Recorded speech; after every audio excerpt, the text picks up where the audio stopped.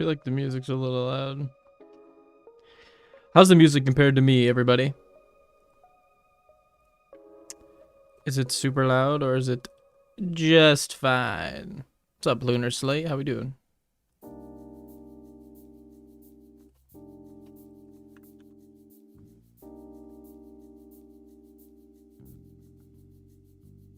Sounds good? It's not too loud or anything for anybody? 3 hoeing! What's going on? What's 3 going on? Pretty good, huh?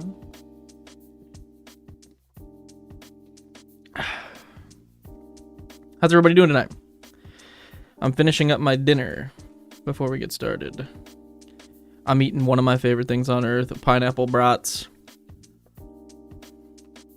And I'm drinking one of my favorite things on earth, carbonated water. So if I don't burp during this stream, I would be shocked.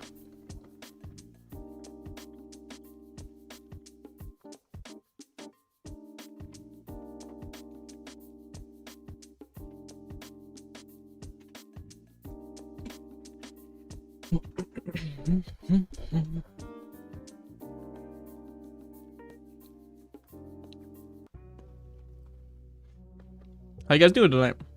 Everybody feeling good? I'm feeling pretty good. Got a couple things of coffee in me. I gotta look at both of the decks beforehand. So I'm gonna try to attack this stream a little differently than we normally do. What's up, Dexter? How we doing tonight?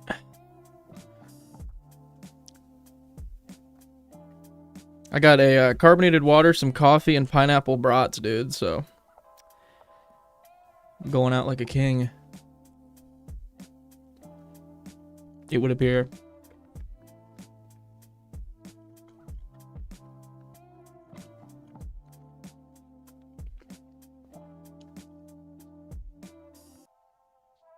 Long drive home. Well, you got something to listen to, my guy. Guara, what's up, my guy? How was your night so far? Or day? I noticed that we're from a lot of different time zones, so. Guara, what's up, my guy? How was your night?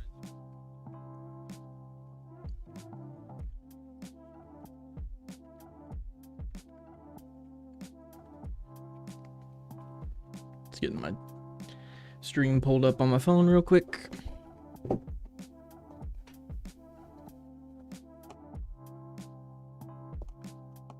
Ugh.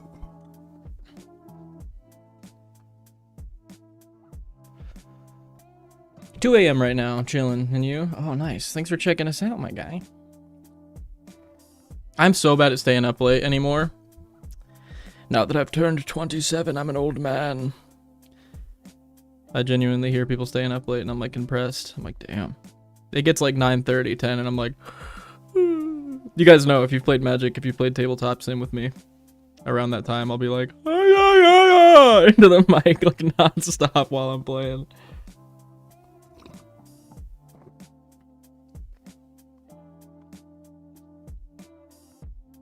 Holy unk, dude. You're telling me. You're telling me. It just hit me that I was an unk, dude.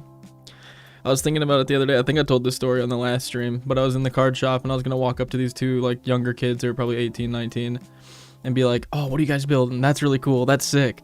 With like the energy of like being a little bit younger, and then I'm like, "You're probably like 13 years older."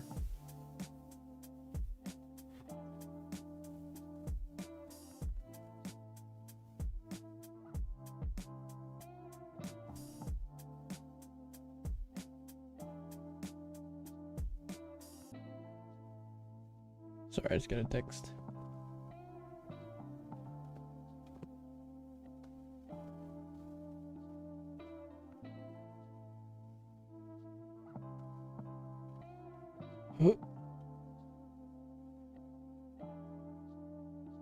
I'd have to grandson.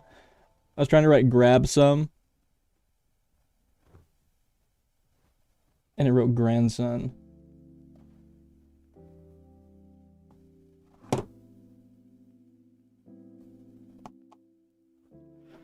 I don't know why I was doing that so stupid.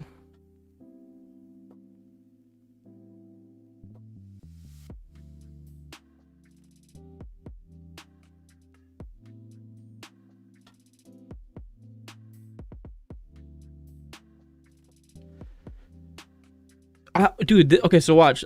Does your iPhones ever do this? It's like it's doing the opposite of what you would ever want it to do. Okay. I had a good Friday, 12 to 12 agig sesh. Agig sesh? What does that mean? Yo, I just wanted to say you're one of my favorite MTG creators and seriously underrated. Keep up the good work. Thank you, Maddox. That means a lot right now, actually. LOL, no shit. It's not like that, though. I play with anyone at the shop. It's all cool. I gotta take this off. It's getting hot in my room right now. It turns the video upside down? Does it sometimes? Oh, magic like from Toad as well. I gotcha. I see. Call me a cube because I see. We're narrowing in on 8 o'clock, gentlemen.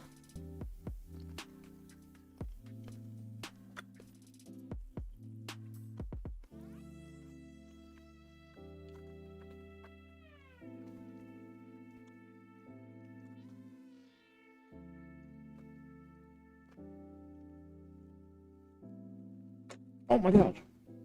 Thank God that wasn't open. Went to grab a bottled water and it fell off.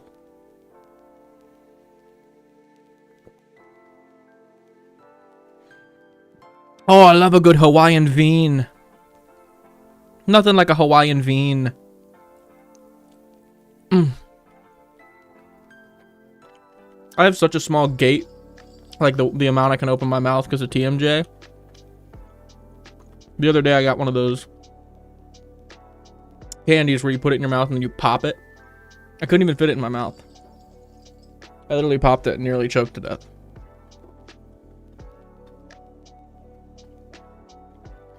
Pause. Pause.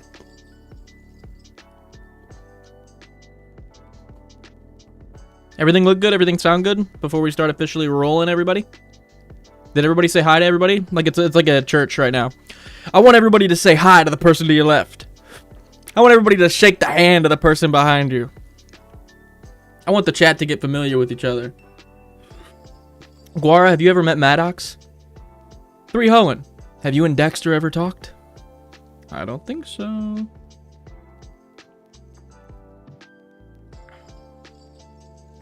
Hello, Guara.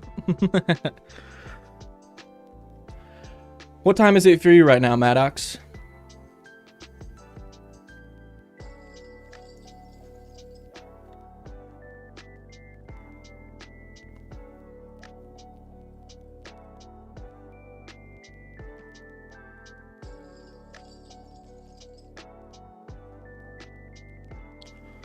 $8:01. Me too, Maddox.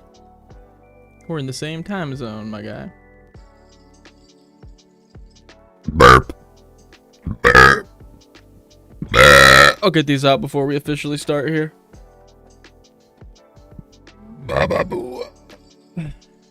Magic congregation. There is worse churches. Yeah, there's worse churches in the magic congregation.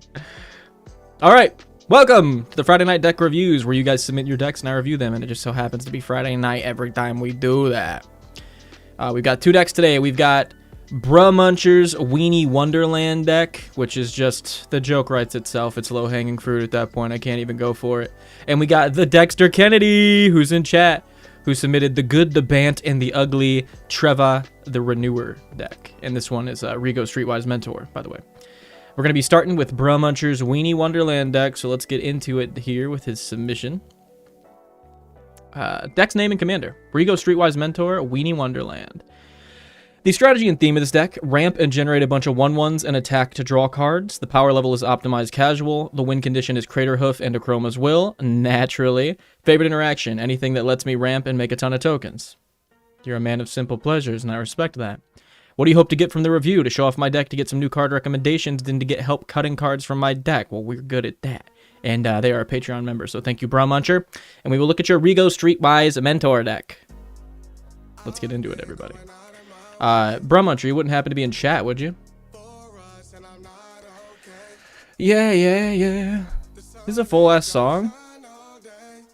This is a full-ass song with lyrics? I got all this from the YouTube library, dude. It says it's royalty-free, so if I get copyright struck for this dude singing his heart out, I gotta admit, I'll be pissed. Gotta skip you. I'm like, what? That's actually me. This is how I reveal to you that I'm like a killer R&B artist. That was me. Absolutely killing the chords. Okay. Rigo, let me zoom in here. I feel like yeah, I am zoomed out. There, oh. My old eyes couldn't see a thing. Rigo Streetwise Mentor is a hybrid Selesnya, a white, and a hybrid Azorius. Whew. Whew. For a 2/2. You could also just pay 3 white for this bad boy, which is kind of cool. Rigo Streetwise Mentor enters the battlefield with a shield counter on it. Whenever you attack a player or planeswalker with 1 or more creatures with power 1 or less, draw a card. So your small creatures attacking lets you draw a card. And it enters the shield counter. Oh, whenever you attack a player, though. So you can attack all 3 of them and draw 3 cards if you send a 1 power thing at 3 different players. So you can draw up to 3 cards with this guy. That's really cool, actually. I never realized until recently how many times I've overlooked the fact of like when a thing says a player that it can trigger 3 times in Commander. I overlook that all the time. That's incredibly strong. Oh, and it's tagged. Oh, it's tagged. Meet me behind the Wendy's, dude. I got a gift for you for tagging this, dude. I love when people tag their decks. Okay. Card draw / guard advantage. Professional Facebreaker effect, but with draw. Yeah. I like that. Yeah. Again, one that I overlooked somehow. Professional Facebreaker making 3 tokens when you attack different people. My brain is dumb. I think that's the only word for it. It's slower than your average brain. Rigo's solid. Yeah, he's really good. I actually like that a lot. It'd be kind of cool if you gained a life. Gained a life, draw a card. Get a little life gain synergy. Okay. Card advantage / card draw. We got Archmage's Charm, or Archdruid's Charm. 3 green, search your library for a creature card and reveal it. Put it into the battlefield tapped if it's a land. Wait. Or a creature or a land card. Put it into the battlefield tapped if it's a land. Otherwise, put it into your hand. That's a sweet card. Put a 1/1 counter on target creature you control. It deals damage equal to its power to target creature you don't control, or exile target artifact or enchantment. This is a really good card. You can gain life by swinging with lifelink creatures, Nick. You're very right. You're very right, Link, on that one. Assemble the players. Love this. You can play weenies off the top of your deck. Endrick makes your opponent, or it makes your creatures connecting draw a card. Whenever you make tokens, you can draw a card off Idol of Oblivion. Looter Ill Core lets you loot when it connects. Mentor the Meek draws you cards off small creatures entering. Perfect for a weenie deck. That's the Weenie Pit Roastmaster right there. They should have like one where he's holding like a fire pit skewer with a bunch of weenies on it. That would be cool. Come on. Tell me that wouldn't be cool alternate art for Mentor the Meek. I won't believe you. If you say it is. Mystic Remora, just a Ristic Study on a little weenie creature. Or it's not even a creature, on an enchantment. Do we need the Mystic Remora? Are we going a bit hard with the Mystic here? Planet Genesis, green, blue, instant. Look at the top 4 cards of your library. You may put a land card from among them into play tapped. If you don't, put a card from among them into your hand. Put the rest on the bottom. Sweet. Suspicious Stowaway. 1 in a blue, 1/1. Can be blocked. When it deals combat damage to a player, draw a card, discard a card. Daybound. And then Nightbound on the back, can't be blocked. Whenever it deals combat damage to a player, draw a card. Sure. Oh, it's a 1/1. 1/1 unblockables. Yeah, we like those all day. Takesi's welcome. Small creatures draw you cards. Toski, small creatures connecting, draw you cards. Welcome a vampire. Small creatures entering, draw you cards. Chevelle. What's going on, my guy? How are you doing? I'm not sold on Archdruids in 3 color, but depends on what land he's getting. I was thinking the same thing. 3 green's very steep. But it's kind of funny when your commander could potentially be 3 white. You're like, what, dude? I could get any lands, and I'm playing something. But yeah, 3 green's a little steep. Finishers. Akroma's Will will give all your creatures all the keywords. I don't feel like reading all that. And Craterhoof Behemoth will give your creatures all the power and toughness and trample. I am not reading all that. Good creatures. Hope of Gyreper is a 1/1 flying for 1. You can sack target player who was dealt damage by Hope of Gyreper. This turn can't cast non-creature spells. Invisible Stalker is a 1/1 hexproof that cannot be blocked. Ohara Frostfang, attacking creatures you control have death touch. Whenever a creature you control deals combat damage to a player, draw a card. Why isn't that in your card advantage? That should be in card advantage too. Progenitor Mimic. You may have Progenitor Mimic enter as a copy of a creature, and then you get token copies of that creature at the beginning of your upkeep. I have some things to say about some of these cards in this section, dude. Sidar Kandu of Jumura, or Jamura, I have no idea what that is.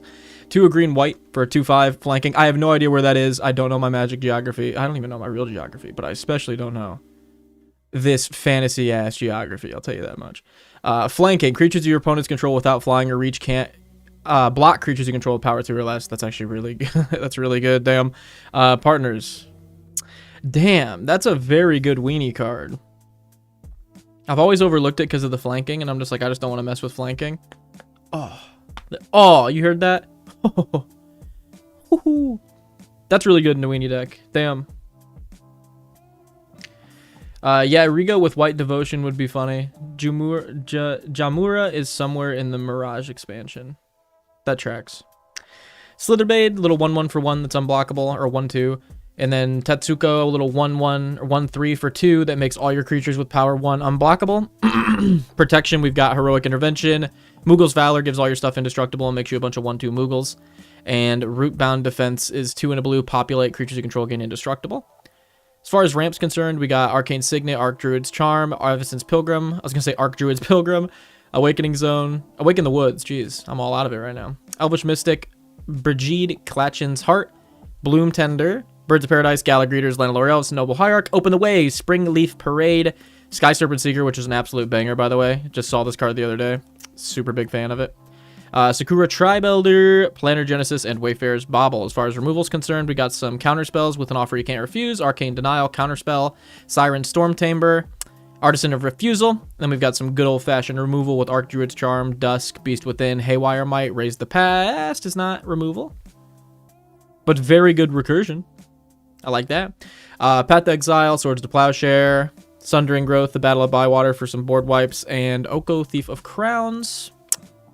Yeah, turn stuff into elks. That seems like pretty good removal. As a person that was an elk for 6 months, I felt removed from society, from the game. So I can attest. Sidar Kondo does a little encouraging opponents to attack each other if they bother to read him.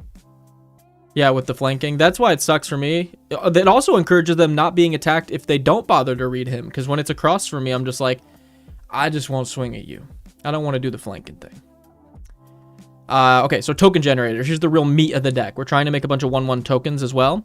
Or pretty much the main thing we're doing here is making 1/1 tokens. I don't think Joe Reel's that great in here because it makes 2/2s. It can make your whole hand a base power and toughness, but I think Jyrel can get cut. Just right off the top. Get rid of that. Adrix and Nev doubles the amount of tokens we make. Awaken the Woods makes X 1/1 Forest Dryads. Brigade makes you a 1/1 when it flips or enters. Brood Hatch, whenever it's dealt damage, you create that many 1/1 insects. It's a really good chump blocker. It's a good Rattlesnake card. That came out in Murders?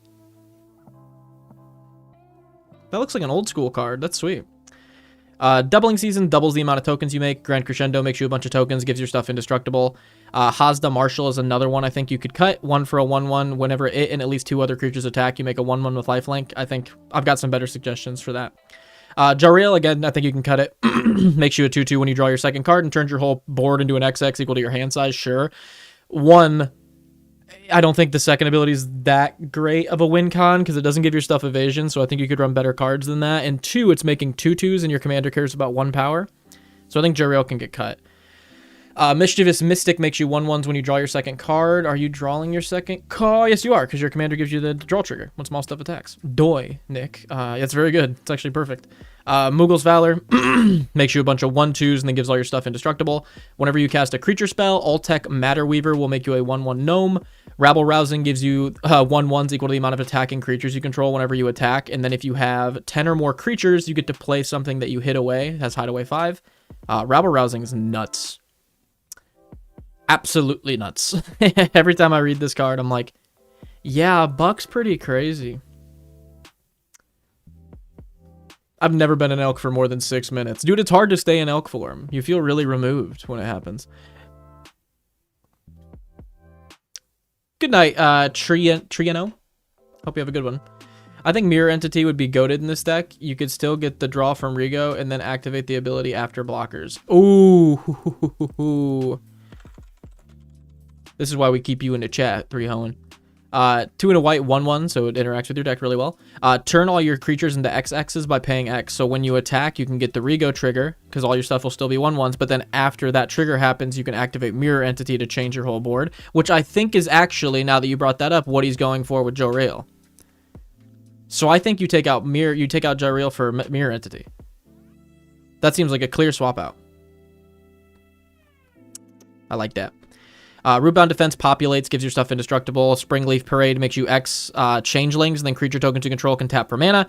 Sundering Growth destroys an artifact or enchantment and then populates. And Zuko Redeemed is also Rise the Redeemed. That's kind of cool that it did Redeemed in both of them. It's weird that he didn't put the in the Zuko one, but the and Rise. That's super weird. Hybrid Selesnya 1/1 Legendary Elf. You can pay 2 and a Hybrid Selesnya, tap it, create a 1/1 Elf. Or you can pay 4 and 2 Hybrid Selesnya for each creature token you can control. You make a copy of that creature token. Just, it's a really great token maker. And then 36 lands. Okay, so right off the top, I will recommend some cut suggestions. I think Archdruid's Charm can go. I think the 3 green is a little steep. I know it's in a couple different categories, so it feels nice deck building wise, but I feel like genuinely in my heart of hearts that one can get cut. The 3 green in a 3 color deck is really, really steep. Searching a library for a land is like good, but you also run 17 pieces of ramp, so I don't know if you necessarily need this for the ramp.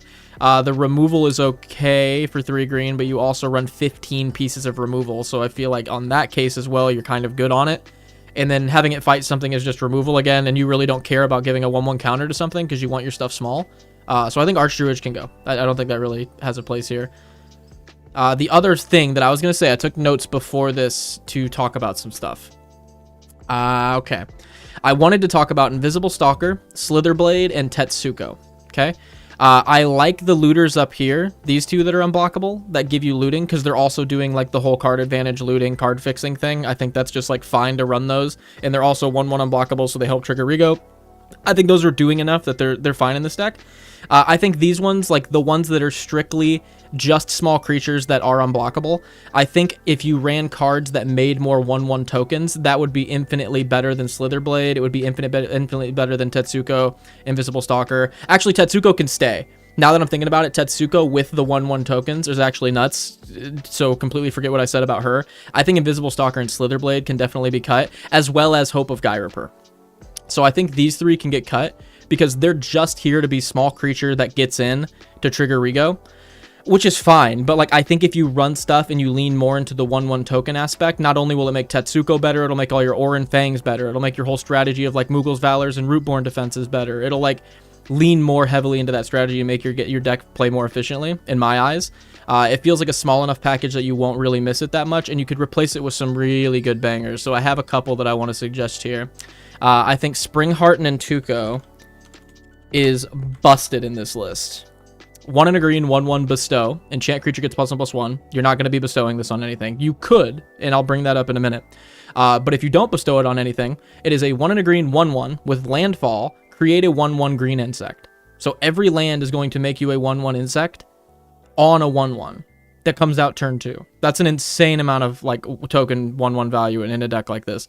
But the bestow thing, if it's bestowed on something and you play a land, you can pay 1 and a green to create a token copy of the thing it's bestowed onto. So in this deck, theoretically, you could bestow it onto a Craterhoof and keep making token copies of Craterhoof whenever you play a land to end the game. You could bestow it on a Welcoming Vampire. You could bestow it on a Mentor the Meek to just make a ton of card draw engines on your side of the board. You could bestow it onto... trying to think if there's anything else that's like a real banger in here. Otek or Mischievous Mystic. And start making token copies of that. The bestow is not the real draw here. The 2-drop 1/1 that makes 1/1s on land ETB is the real draw with that card. I think Springheart is insane. Okay, so a couple more suggestions. I think you should replace these 1/1 unblockable ones with these. I think Springheart and Tuco is one you should put in here for sure. Oketra's Monument is another one. 3 colorless, white creature spells you cast cost 1 less to cast. I don't know how useful that is in here particular. Let me check. It'll help reduce Rigo's command cost a little bit, which will be nice.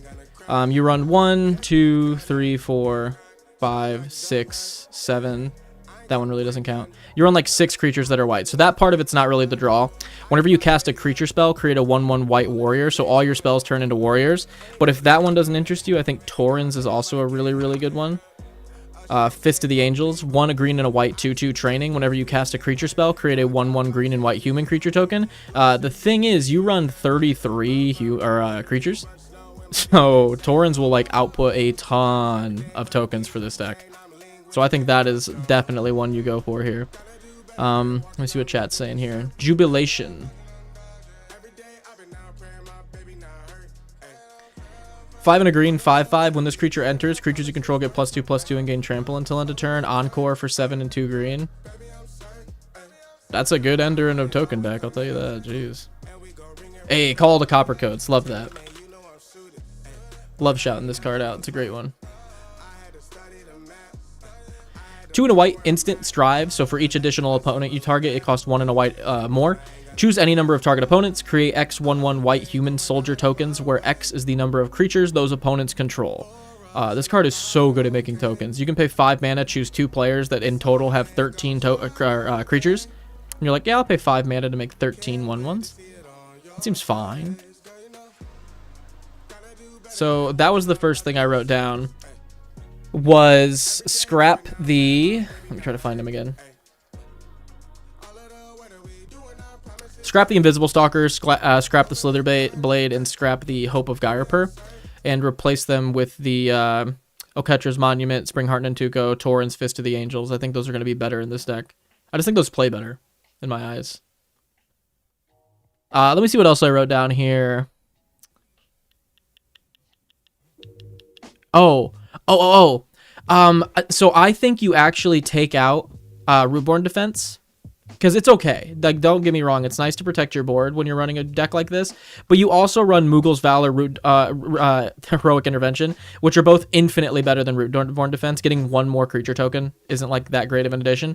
So I think you take out Rootborn Defense, and instead of it, you put in Arachnogenesis. So hear me out. 2 and a green, instant. Create a 1/2 green spider creature token with reach, where X is the number of creatures attacking you. Prevent all combat damage that will be dealt this turn by non-spider creatures. So you just wait for someone to swing wide at you, and you're like, oh, you're swinging at me with 10 creatures. I will play this and get 10 1/2s and flood my board with 1 power tokens, as well as prevent a huge attack from coming at me. So a different form of protection. It protects you, the player, instead of protecting your creatures, but it also replaces your board state with a ton of 1/2 spiders. So I think this would be a great one to put in your deck. I think a couple more game enders would be good, like something like Moonshaker Cavalry, to like really make sure your deck can bring home games really well. 5 and 3 white, 6/6 flying. When it enters, creatures you control get flying and +X, where X is the number of creatures you control. So literally a Crater Hoof for white. I think that's just like another great thing to put in here to help end games more efficiently. Or something like Mirror Form. I think this would be fantastic in your deck.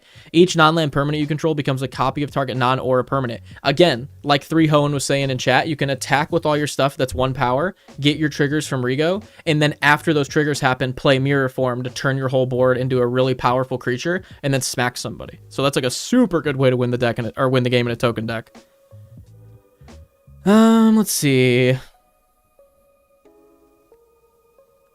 Faith's Reward.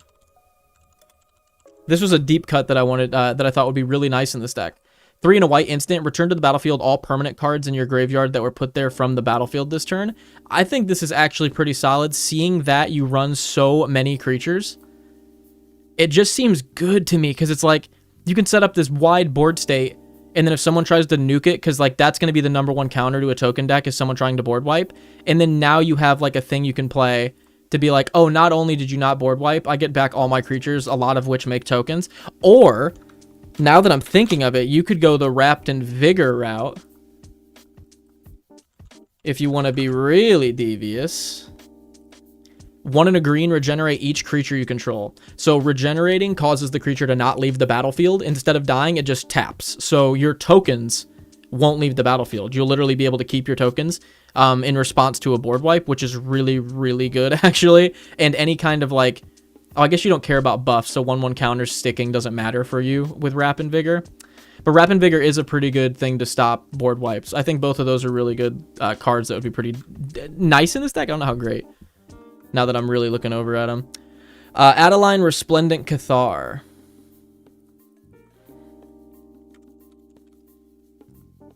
One and 2 white, X4, Vigilance, Adeline. Its power is equal to the number of creatures you control. Whenever you attack, for each opponent, create a 1/1 white human creature token that's tapped and attacking that player or planeswalker they control. I don't think that triggers, though. Because tapped and attacking means that they don't get to attack, so that won't...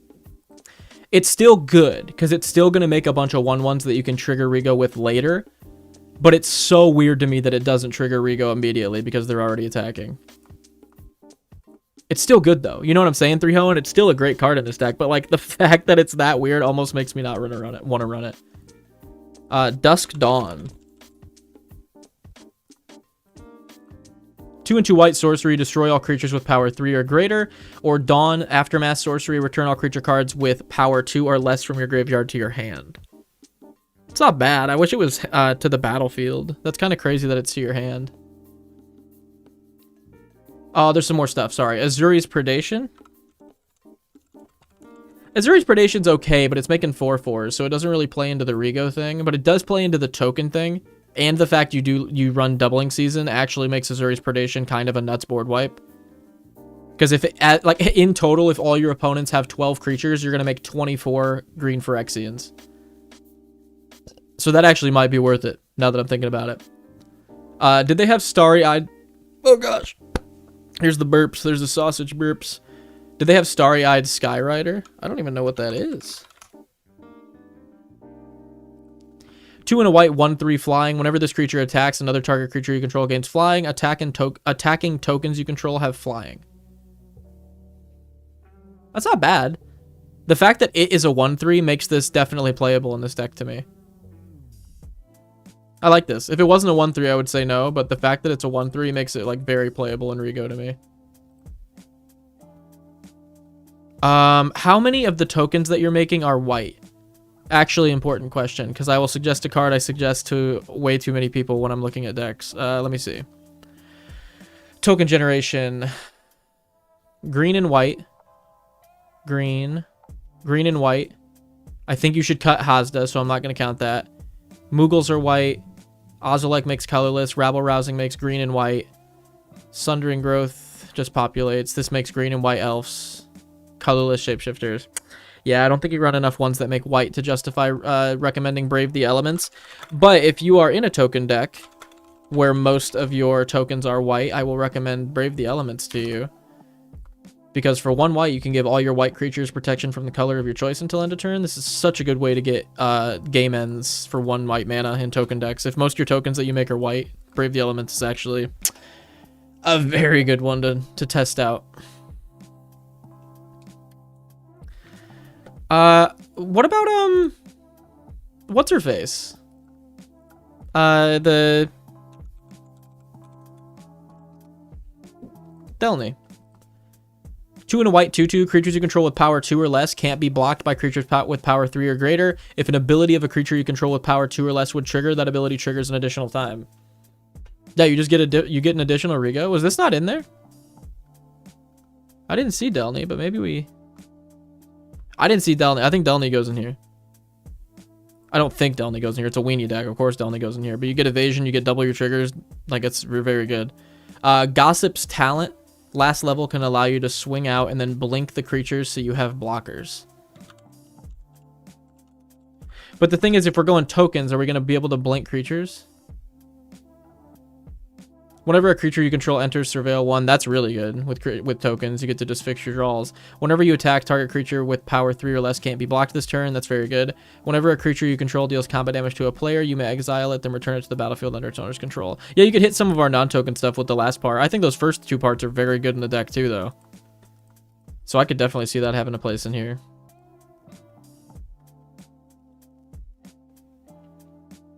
Whenever you attack a player... So that's interesting. I was going to say Beastmaster's Ascension, but that doesn't make sense, because after you get the tokens, it'll permanently give a +5/+5.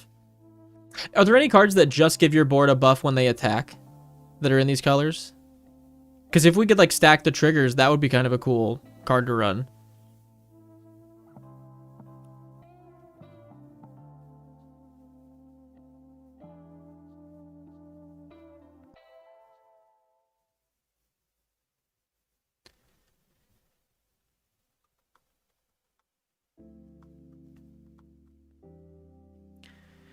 You need more like little haywire might type creatures. Is there anything else that's like this? ID Bant type creature.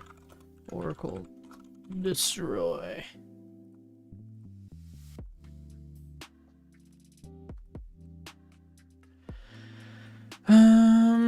Like Caustic Caterpillar would be good. 1 green, 1/1, pay 1 and a green, sack it, destroy target artifact or enchantment, just to get more removal that is also 1/1. District Mascot enters with 1/1/1 counter. You can remove 2 counters from it to... that one's not the best, actually. You have to remove 2 and saddle it to do all that.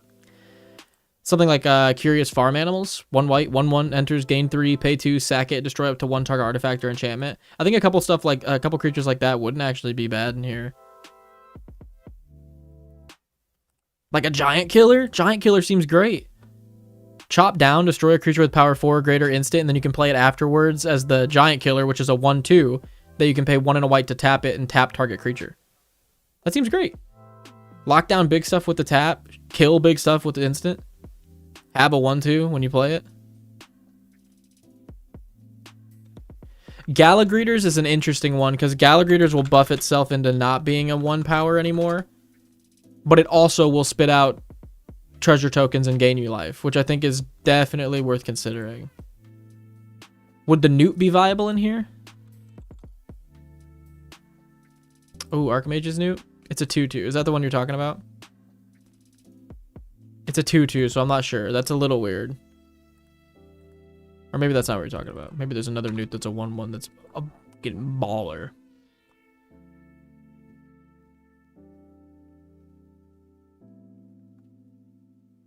Mirror Form is insane. Yeah, Mirror Form's absolutely busted. We got 23 people in here. What's going on, everybody? I hope you're enjoying the stream. We're looking at Bruh Muncher. Yeah, Bruh Munchers. Rigo Streetwise Mentor Weenie deck. So we're going with small creatures with power 1 or less, drawing cards from swinging with them. He enters with a shield counter on him. It's pretty great. What else could we do that's here? That's the one. Yeah, that Newt's good. I love that Newt, but the 2/2 makes it weird. And the flashback's nice because you'd be able to flashback your token stuff. It saddles for 3 though, so we'd have to tap some tokens to do it.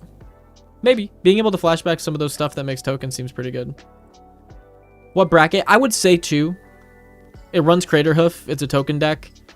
Mainly it's doing a lot of token creation. I would say 2. If Skrelv's Hive's a good one.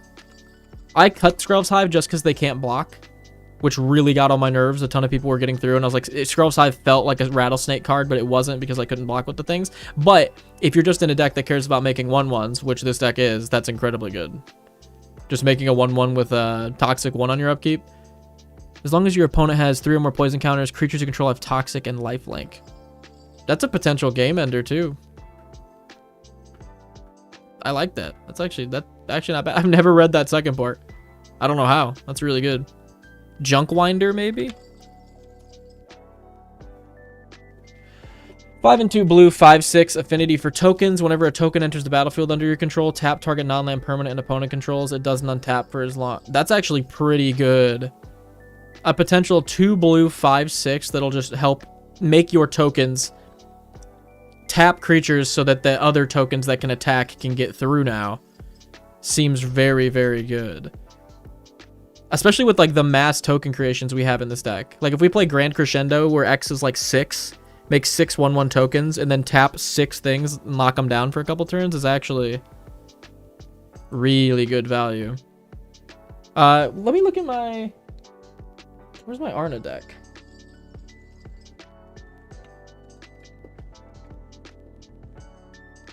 I wish you had black in here so you could run Bitter Blossom and Bitter Blossom Bearer. Ooh. Those would go so hard in here. Oh, Wizened Mentor would be good. Wait, why aren't you running Cosmic Grand Zenith? And Monastery Mentor. Wait, they have Prowess, I think. These don't, though. Yeah, these are great. Cosmic Grand Zenith is still very good. I understand looking at it and being like, oh, it pumps my creatures as one of the things. I'm trying to keep my creatures as 1/1s. But one of the things is making 2 1/1s. So whenever you cast your second spell each turn, you can just only focus the top one. Like, if this card red, 2 and a white, 2/4, whenever you cast your second spell, create 2 1/1 white soldier creature tokens, I think you would run this. So I think you still run this. And then late game, if you can, like, kill someone with the 1/1 counter thing, do it. It's a 2/4, sure, but it makes a ton of 1/1s.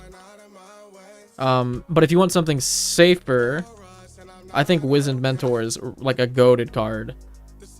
1 and a white, 2/2, whenever an opponent activates an ability of a permanent that isn't a mana ability. A permanent activates an ability. That, you know how many times people activate stuff? It's crazy. You create a 1/1 white zombie creature token. This ability triggers only once each turn. The amount of times I've played this card in Arna, and I've gotten a 1/1 zombie every player's turn, and then it rotated back to me, and I'm left with 3 more zombies than I had. It's, like, all the time. People are activating abilities all the time, and Wizened Mentor just stays pumping out to 1/1s. Sure, it's a 2/2, but, like, the amount of 1/1s it makes, I think, is probably worth it. I thought about Jackrabbit. I was thinking about that as well. The fact that it comes out as not a 1/1 is interesting, but you could make it a 1/2. You could just make it a 1/2. Play it for 1 and a white. So here's another question. If this just read 1 and a white for a 1/2, whenever it attacks, make a number of 1/1 white rabbits equal to its power, would you run it in this deck? I almost feel like you would.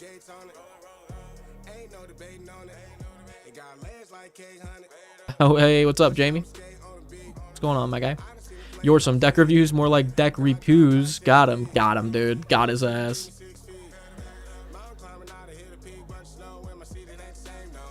Chat. Show Leak his nudes to his whole bloodline. Jarvis? Hey, Zach the dude. Hey, what's up? Yeah, Jackrabbit's really good, actually. Because throwing out the whole play it for a 1/2 to make 1/1s, that doesn't matter. Like, just play it for a shit ton and then just swing with it and make a shit ton of 1/1s. You got another guy singing in the background. Oh, that's me. I'm just kidding, that's not me. Is the music too loud? I don't want it to be, like, overbearing or anything. What we got here? Balin? No, we're looking at... What's his name? Rigo? Yeah, Rigo Streetwise Mentor. Enters with a shield counter. Whenever you attack a player or planeswalker with a creature with power 1 or less, draw a card. So if you swing at all 3 players, you get to draw 3 cards. Pretty freaking sweet. Pretty freaking sweet. Oh. Oh, they're tapped and attacking. Bleh. I was going to say Dow Cove encampment would be really good, but it makes 1/1s that are tapped and attacking. Which does not matter for you. I wish Inklings were 1/2s, because that would be way better for 1Us. You know what I'm saying? Halo Fountain, Cheeky Wincon. Oh yeah, Halo Fountain's a great suggestion. 2 and a white artifact. Pay 1, tap it, untap target tapped creature you control to create a 1/1 green and white citizen. Pay 2 white, tap it, untap 2 untapped Pay 2 white, tap it, untap 2 tapped creatures you control to draw a card.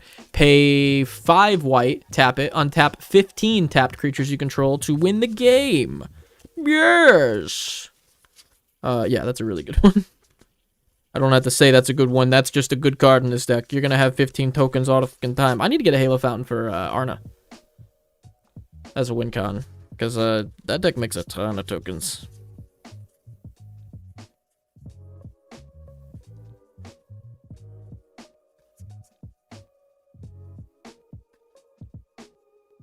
What about Second Harvest? Was there a Second Harvest in here?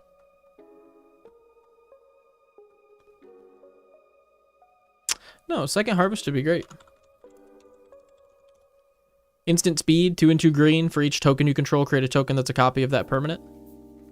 Oh, dude, if you decided to run Mirror Form and Second Harvest, you could have a nasty play late game where you play Mirror Form and turn your whole board into something, and then Second Harvest to make token copies that stay the copies of those things you just made.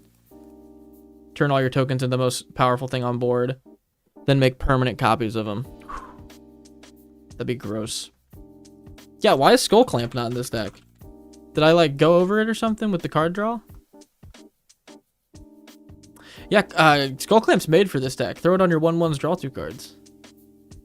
March of the Multitudes makes tons of tokens. don't think I've ever heard of this card. X, a green and 2 white. Instant Convoke. Create a 1/1 white soldier token with lifelink. Or create X. Convoke, huh? It's like double your board size with 1/1 soldiers. Instant speed, too. Damn, I always forget Convoke can tap for the mana of that creature, so you could just theoretically just get a big-ass board and just play this for free and make a bunch of tokens. I don't know how I haven't seen this card. I mean, I can't run in Arna, so that's probably a big reason why I haven't seen it, but that's, like, really good. That's a spicy card.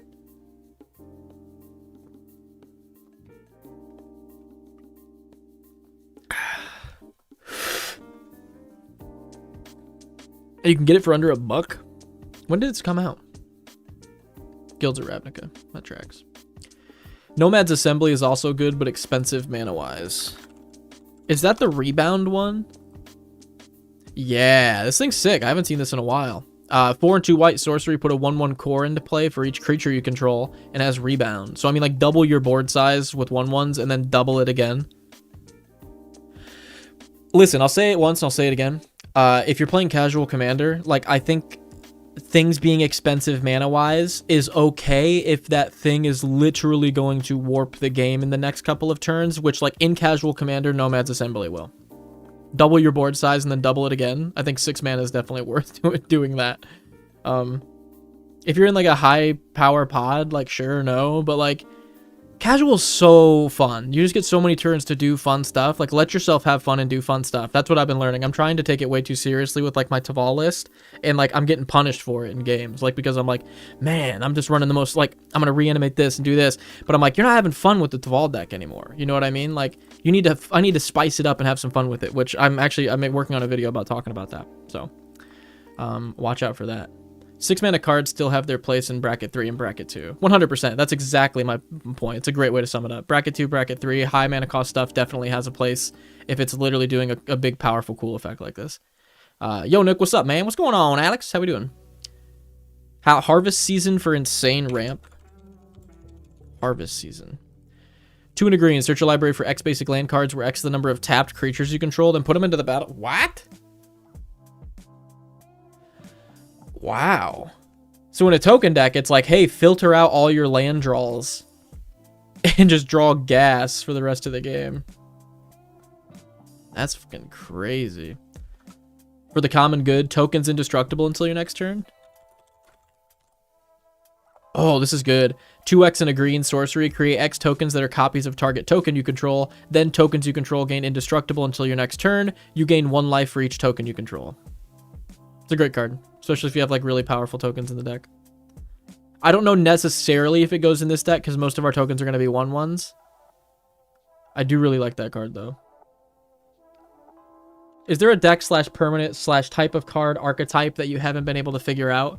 Mine was vehicles. Mine is also vehicles, but that's not the only answer I'm going to give. Vehicles is definitely one for me, too. Not that I can't figure it out. It's that I have absolutely zero interest in figuring it out. I don't give a shit about driving a car in Magic.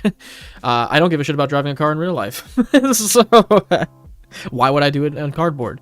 What's a Spellslinger? I think that would probably have to be... I've played Mill before, and, like, at least I get it. You know what I mean? I'm like, I get this. Spellslinger, I don't get. I make Spellslinger decks, and then I have, like, a handful of cantrips that, like, give a creature haste and draw a card. And, like, target creature gains flying, draw a card. Look at target player's hand, draw a card. And I'm like, what am I doing with these? And then I'll finally get, like, engines, but won't have the cantrips to back them up. Or, like, it's just, like, I feel like I have dead cards a lot of the time when I build Spellslinger. And, like, when I watch other people play Spellslinger, I'm like, whoa! Like, every card they're doing is, like, a value tempo play. But then when I try to play it, I'm like, I have so many dead cards in my hand that I don't want to play with. It's hard for me to set up a board state that's worth spell slinging into. It feels like whenever I try to do that, people are like, nah, remove that. You can't set up. And then I'm like, now I'm just left with, like, bad spells. This is what am I supposed to do? Alex, what are tonight's commanders? Right now we're looking at a Rigo Weenie deck submitted by Muncher. Bant enters with a shield counter whenever you attack a player with creatures power 1 or less, draw a card. And then the other one is also a Bant deck. It is Treva, the Renewer. This one's a gimmick deck, though. This is just all old cards. So they run all old school cards in this list. They're trying to beat some ass with that, which we all know all about, dude, because I got my ass kicked by a Shivan Dragon the other night, which wasn't nostalgic. I thought it would be. It just hurt. It just hurt. I do have 2 Spellslingers, Calamax and Judith Carnish Connoisseur. Judith's cool. She's taking Spellslinger in a cool direction. I like that. But Spellslingers do require setup before you store them off. Yeah, it's really tough for me to figure out what to do because I feel like it's the same for me and Aristocrat decks. Because it feels like in an Aristocrat build, when I start putting Blood Artist effects in, I'm like, oh, now I have to run every Blood Artist effect. And then before I know it, that's like 12 slots on my deck. And I'm like, shit, that's a big percentage of my deck taken up already. I do the same thing with Spellslinger where I'm like, well, I got to run a Gutter Snipe. And then I'll run all the other stuff that pings when I play spells. And I'll run all the other things that untap and ping when I play spells. And then I've got 15 cards in my deck. And I'm like, well, is that really what I'm going for? Or do I want more of a token generator theme instead of a damage generation theme? I can never just pick a theme with Spellslinger. It's super hard for me. Bro, the new red-blue commander deck sounds so cool. I might get it and try to learn Spellslinger. Is it? I mean, Prismari. I don't think I've seen him. Prismari the Inspiration. 5 of blue and a red 7/7 flying ward, pay 5 life. Instants and sorceries you control have, or you cast have storm. Damn. Yeah. All the dragons are crazy. The abilities they give are actually disgusting. Spellslinger decks are the closest thing we have to Yu-Gi-Oh! And Magic. Yeah, true. True. And I won't play Yu-Gi-Oh! Ever, so that explains why I don't like Spellslinger deck, dude. I don't want to win on turn 1. I want to play the game and let my deck do some shit, dude. I don't want to trust in the heart of the cards. Like, you ever think about the opponent? When Yugi trusts in the heart of the cards, aka top decks like a Mafka. You ever think about the opponent in those situations? They're like, this dude just prayed to the card gods. And they were like, we got you. Like, Will of Mardu. 2 and a white instant. Choose one if you control your commander. Choose both. Create a number of 1/1 red warrior creature tokens equal to the number of creatures target player controls. Or Will of the Mardu deals damage to target creature equal to the number of creatures you control. That's not bad. Do you see...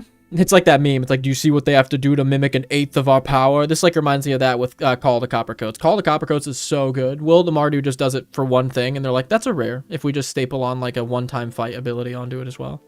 Call of the Coppercoats is like, target everybody. Get tokens for everybody.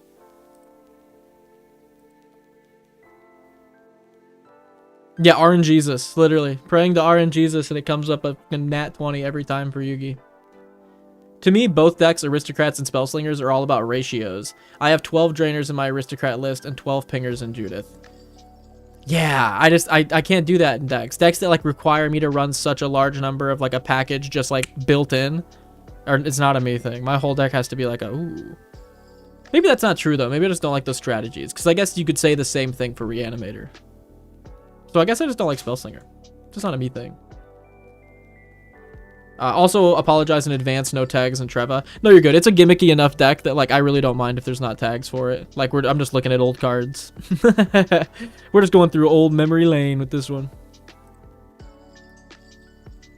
Heart of the Cards. Let me see. But the thing is, Yu-Gi-Oh! The TCG is not Heart of the Cards. It's all Giga-optimized turn 1 combos off the deck. Established 7 negatives turn 1. Hell yeah, dude. Coppercoats cost more mana. Oh, hell yeah, it does. But you can also just pay it for the normal thing and just do that also early game for just one player. It's so good. I love Call of the Coppercoats. Sadly, MTG is going the Yu-Gi-Oh! Direction as the last few years. P.S. Yugi's power is to cheat by drawing the perfect card every turn. Literally. Okami Ranger and Jazzle Goldmane? Is he the 2-1 that makes another... whatever?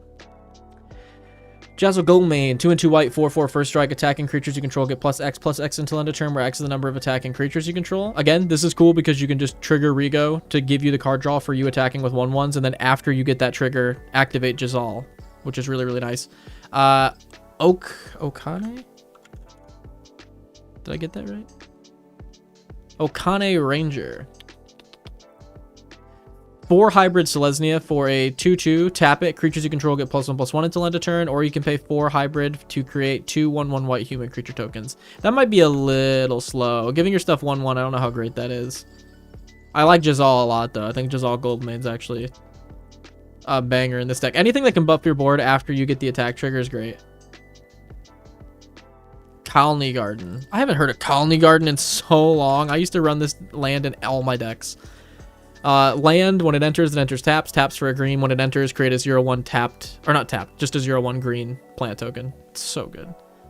Back in the day, dude, you would like turn 1 this and then turn 2 a skull clamp and equip it to it, and you're like, yeah, I'm kind of the best at this table right now. How do you submit a deck? If you are a Patreon member or a YouTube member, you can submit decks. It's $1 a month. Helps me out a ton. There's a deck submission form that you can gain access to over on those. I like having fewer redundancy cards and more tutors or recursion.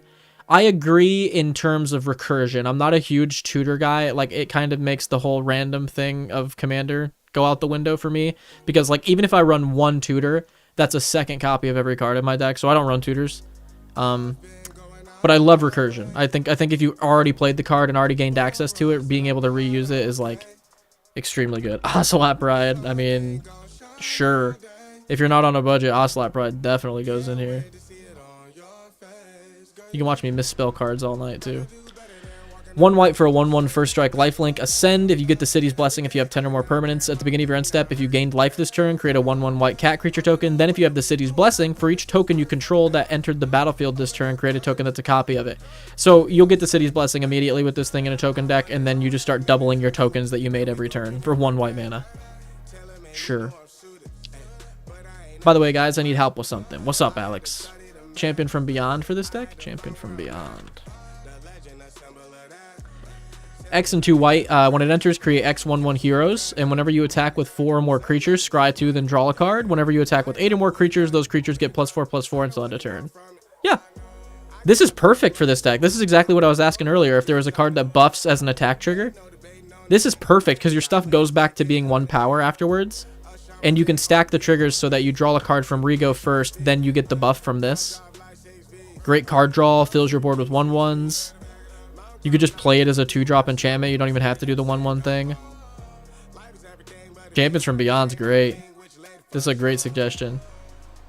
I need that in Arna. It's a very good card. Aura Mutations. That's another great one. Green-white, instant, destroy target enchantment. Create X 1/1 Sapperlings where X is its mana value. Hardest card type to get rid of. Just get rid of it and make a ton of 1/1s for it. Nick, I found a funny card to go into Taval. It's called Rumbleweed. 10 and a green, 8/8. It costs 1 less to cast for each land card in your graveyard. Vigilance, Reach, Trample. When it enters, other creatures you control get +3/+3 and gain Trample. That's not bad at all. That's a great swap out for Craterhoof. I want to power down Taval and make it a little bit more fun. So I think taking out Craterhoof for Rumbleweed's actually great. I like that. My IRL pod is really anti-stacks. Understandable. And I do understand it, but I really want to try every aspect of Magic, and stacks is just a part of the game. And I'm not talking about heavy stacks. That's fair. I mean, like, if I feel like they won't care if you make that like a no, like if you just explain that point to them. Where you're like, I just like playing every aspect of the game. Like, I want to try stacks. Like, so like this, just let it be known this game and like the next couple games, I'm going to try playing this stack. The more tutor, I think the only time stacks is a really big issue is when you just sit down at the table and you're like, I'm running this. And then like you play the first stacks card and everyone's like, oh, it's that deck. I think if you just tell people like, yeah, I'm going to be running stacks, I want to try it. They'll be like, oh, okay. They'll be like, oof, but yeah, fine. That's part of the experience too, though. You also have to accept that if you want to experience stacks, that's part of the stacks experience, is everyone hating you at the table. The more tutors the deck has, the less casual it is. Those cards are by default competitive oriented. I agree. There's another guy singing in my ear. Hell yeah. The question is, how do I make them not whine about something like a rule of law? Like, come on, guys. 2 to 3 stacks cards in a deck is not that big of a deal. Yeah, it's hard. I'm working on a video talking about this a little bit as well. I think a big part of that is, I guess I'll spoil a little bit of the video. I think a big part of that is burying the lead a little bit, is like knowing when to play that. Because if you just like rush it out as quick as you can, like that's gonna get some reactions, but you should like look for a reason to play it. Like if somebody like removes one of your things, drops a crazy spell, removes another thing, and then plays like a game changer and then passes, I think you could play something like, I think Rule of Law is the one that lets players only play 1 spell a turn, right? You could play something like a Rule of Law and be like, listen guys, like that dude did this, I have to stop it with this. So I think there is ways you could play it a little like bury the lead a little bit. But it's gonna get grown. So that's just like the nature of the beast a lot of the time. Are they using it as an excuse to not play with you or to not attack you with a game? Because those are different. True. That's a great question. Hey, what a catch. Growing Rites of Iklamak. For the Weenie deck?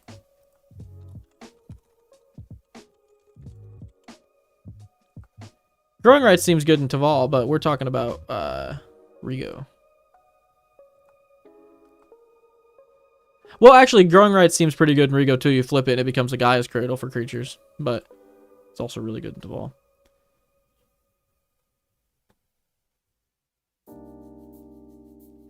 You should review my Toph hard-headed commander at the first deck I've ever built. Toph, have you submitted it? Because it might be coming up in like the next week.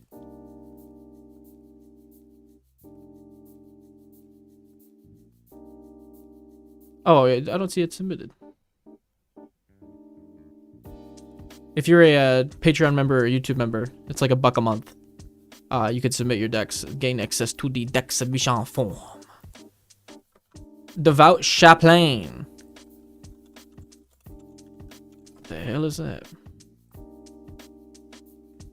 2 and a white, 2/2. Tap it. Tap 2 untapped creatures you control. Exile target artifact or enchantment.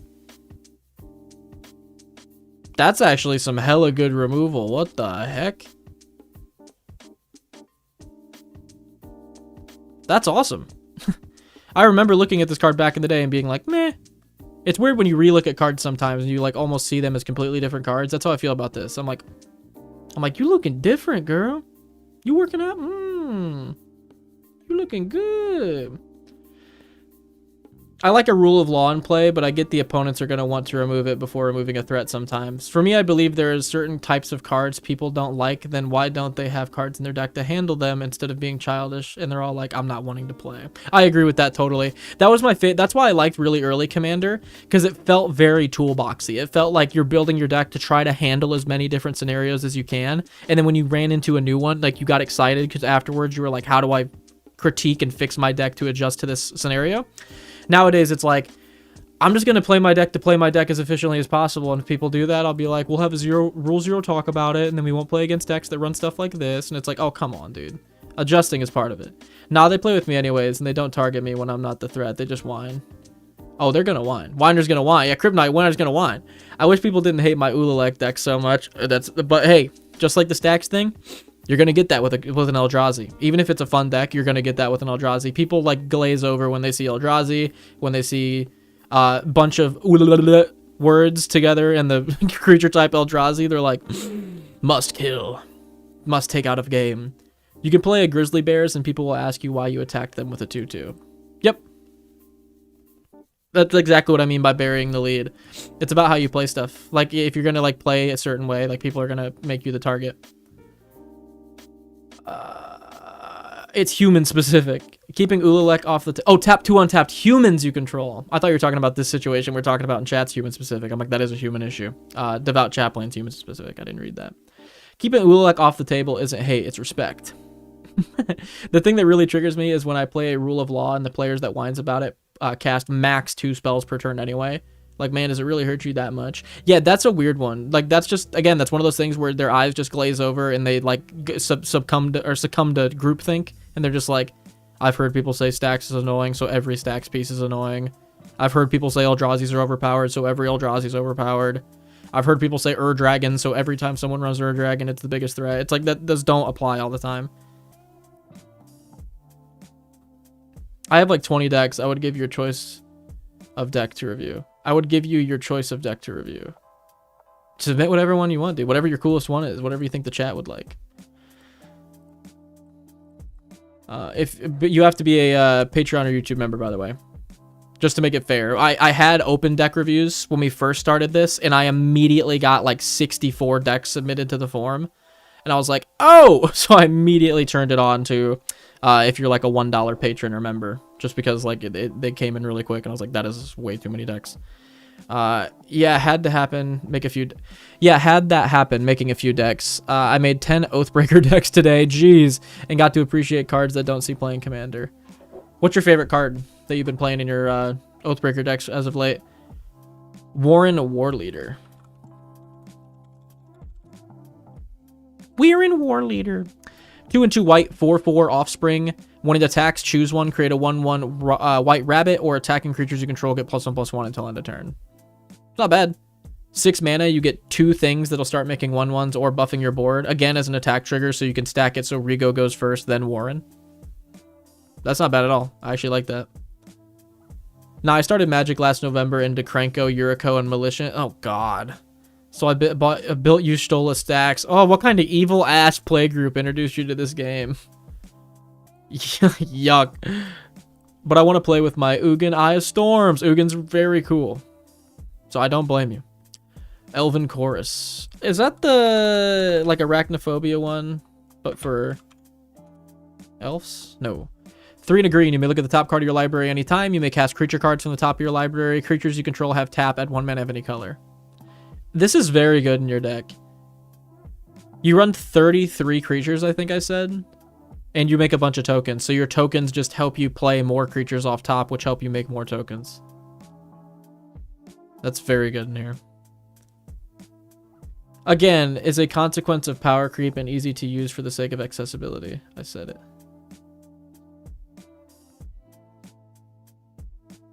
Again, is a what are you talking about there? I'm getting lost in the sauce. 3 Hoenn. I'm trying to make them understand that building your deck within the pod meta and adjusting it can be fun. Yeah, I agree.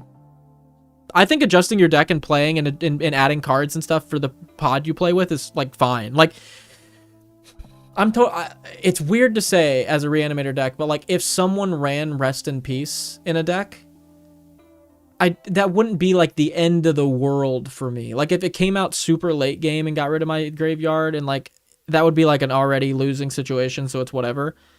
But if it comes out early game, it's like just play a Rex Sage, get rid of it, and start milling again. Like, you know what I mean? Like I'm not gonna like scoop every time someone plays a Bajuka Bog against me. So like I do understand. For everyone to feel powerful to make a deck efficiently. Evening, what's up, Johnny? Yeah, if you guys play regularly, then the deck should already be built with each other's decks in mind, not pick up Commander meta. Totally. Holy, chat is alive tonight. Hell yeah, Alex. Totally fair and understandable for deck review. My bad, I'm late to the party today. No, you're good, LJL. Welcome to the party, dude. Welcome, it indeed is a party. Bro, I'm new here, but I just bought 4 upgrades for my Ululek decks, and I'm going to work on the Y'shtola deck next. Am I evil, chat? No, Zach, you might be dead inside, but I don't think you're evil, dude. I don't think you want to do harm. You're just you got introduced to the game by wrong people, dude. It's crazy. My brother, I talked to my brother about this. The new player pipeline to building Yuriko is like crazy. The amount of like players that have just started playing the game that I talked to that are like, yeah, I built this deck, then I built Eldrazi's, then I built the Ur-Dragon, then I built Yuriko, and I'm like, you're just like going down the EDH rec list. That's crazy. But as 3 Hoenn says, play what you like. Yeah, if you genuinely like that stuff, go for it. But if you haven't tried playing on the obscure side and the wild side, I say you try it. Nahiri's Warcrafting for Quintarius or the Elder Spell.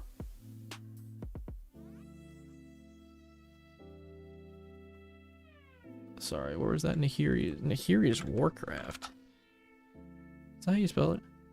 How the hell do you spell her name? Nahiri.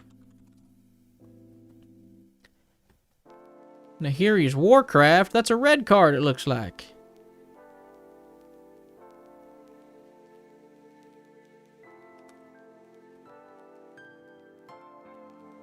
Five damage, start creature, planeswalker, battle. Look at the top X cards of your library. X the excess damage. You can exile them and put the rest on the bottom. You can play the exiled card this way. It's okay. Like, let's switch, bro. What's that card? To yeah, that stinks, but I'm gonna adapt my deck to that thing I don't to the thing I don't want to see. That's how I am. That's like the other night when I was getting focused, which like notably I should have gotten focused. I was rushing out to Vol and playing Soul Rings. But like I really am just the player at the table that's like doing this the whole time. I'm like, swing it at me. Do it to me. Come on. Like it's pretty rare you see me super salty during a game of Magic. You'll see me tired. But actually genuinely salty, it's pretty rare. I just like watching people play Magic, so even when I'm out, I'm just like, you're not an evil person, you're just annoying in card games. It really is that simple. Am I looking at a weenie deck without Thraben and Novice Inspector? Oh. I mean, Thraben Inspector, 1 for a 1/2 when it enters Investigate. Novice, 1 for a 1/2 when it enters Investigate. Those are both good in this deck. Card advantage that are also on 1/2 bodies. If only I had a pod, so I'm so new, I'm still at LGS status. Zach the Dude, if you want to pick up Tabletop Sim on Steam, we've been playing a lot of that on the Discord. So that'd be a good way to get to play some more Magic. I've been playing a lot more Magic ever since I picked that up. Destiny Spinner and Presence of the Master enchantment stack starter. It's so gross, I'm not even looking it up. I don't even want people to know about it. Oh, Dead Inside is 100% accurate. I have found my people, dude. I found my people in my chat. We were talking about rap music last week, Dead Inside this week, dude. Come on now. You asked which cards for Oathbreaker I liked recently. Oh. Sorry, for some reason I was thinking your icon was orange when you said that earlier. So when you wrote that this time, I was like, the Elder Spell. Sorry about that. 2 black, destroy any number of target planeswalkers. Choose a planeswalker you control. Put 2 loyalty counters on it for each planeswalker destroyed this way. This is actually sweet for a Super Friends deck. If you're running a Super Friends deck that's all based around getting as many planeswalkers as you can out, getting 1 planeswalker with a game-ending ult, and then playing the Elder Spell to sack all your other planeswalkers to buff that one up to then ult it, is hilarious. That's like metal as hell.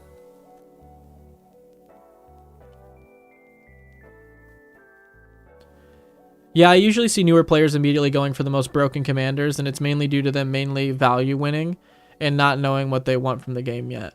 Yep, that's the problem my brother ran into. He built Coma, and then he built Yuriko. And, like, he's just, like, he has a problem with, like, being, like, he's just not having that much fun when he plays. He's not sure what he's actually doing. And I'm like, well, that's, like, what those decks kind of do. Like, Yuriko blindly swings, reveals top card, and that's all you're doing for the rest of the game. And Coma is just play Coma. You know what I mean? I'm like, you haven't built a deck that's like really intricate yet. So I built him the Necrobloom Reanimator list. That's like why I made that video on the channel, the intro to Reanimator with the Necrobloom. And he loved playing that. He was like, this is cool because I'm like getting some of the interactions here. So it is kind of a thing that new players succumb to, unfortunately. Well, the first box I got was a Tarkir box and it had the new Ugin, so I bought the precon to match. That's sick. As a new player, I actually do dig that because that's probably exciting as hell. Real, man. I like watching decks pop off, even if they're my opponent's ones. For sure. Like, the Gitrog list. Holy. That was Guara? I think Guara. Yeah, it was Guara that was running the Gitrog list. That was crazy. I think he said he spent like $30 on that list, and it fucking wiped the floor with me, dude. I has Tabletop Sim. Hell yeah, Zach. Get on the Discord. I'll hit you up next time we're playing. I will save a seat. What's everyone's favorite niche commanders? I've been looking for one. Haha. I have 4 decks in there. Y'shtola, Teysa Karlov, Azula, and Morkant Black.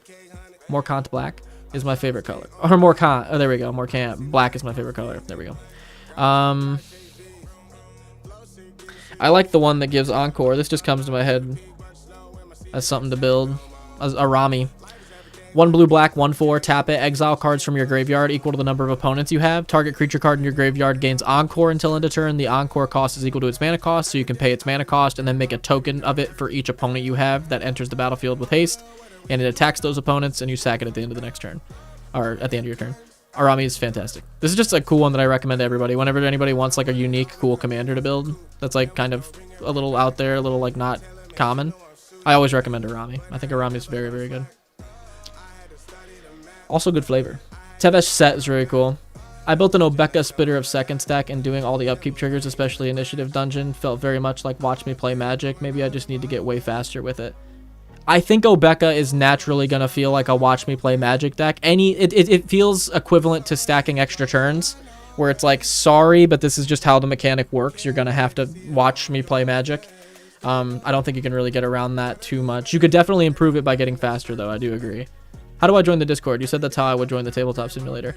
In the description of this video, hopefully, and if it doesn't work, I can post it in the chat. There should be a link to the Discord to join it. If there's not, let me know, and I will post it, a fresh one in the chat. or if it doesn't work. God, I love Tevesh Set, but he's so racist. I like Suzette for the card draw, though, not for the theft effect. Nick, will you likely post a link in chat in a bit? Yep. I got you, my guy. I like commanders that make tokens better, like Jetmir. I like commanders that enter with backup, even if it's not a token deck. That's like one of my favorite things for a commander to do, is like, this enters with 2 1/1s. And then it just does like another thing afterwards. That's like a completely different theme. It just makes me feel safe having a couple chump blockers that it enters with. And even if they get rid of my commander, in the back of my brain, I'm like, I got to keep the tokens though. Yeah, that get drog list was sick as hell. I checked out the vid after. Same. I don't know if you saw my comment on the video. I'm like, can confirm, deck is gross. Offrey Ghost Forge is a sacrifice deck. As a theft sacrifice deck. Offrey's really cool. I like Offrey a lot. Have you ever tried Cockatrice, Nick? I've never used Tabletop Sim before, but I've done Cockatrice and it's not bad and it's free. Yeah, I used Cockatrice for a while. Way back in the day, me and my buddies used to play on Cockatrice all the time. Oh, shit. I like Volrath the Shape Stealer. Volrath is cool. He's the 7/3. He like becomes copies of stuff that's also a 7/3. 7-something. 7/5. Doinus? Doinus? Is that his name? Doinus. Okay. Elvish Archdruid, but it's a vehicle deck. Ooh, I've been working on a Henzi deck based on your video. I think I have a good build by the based off. Is that what BOW? Bill, or saying bow. I got a good build. Bow. Hit me with a Project Pat. The Ruiner is my obscure deck. It runs Dragon Throne of Tarkir and Proud Wild Bonder for ignore blockers. Oh, Palladia Moors? Is she the one that sacks and does damage equal to her like power to the whole board? Or doesn't sack, but like when she dies? No, she has hexproof if she hasn't dealt damage yet. So you just build her up as this giant one-hit machine? That's actually sick. Which is better, Patreon or YouTube? Patreon is better like payment-wise. They take less. But either way is good. Whichever's easiest for you. Tokens are cool, but everyone else in my pod already has a token deck, so I want to spice it up with something else.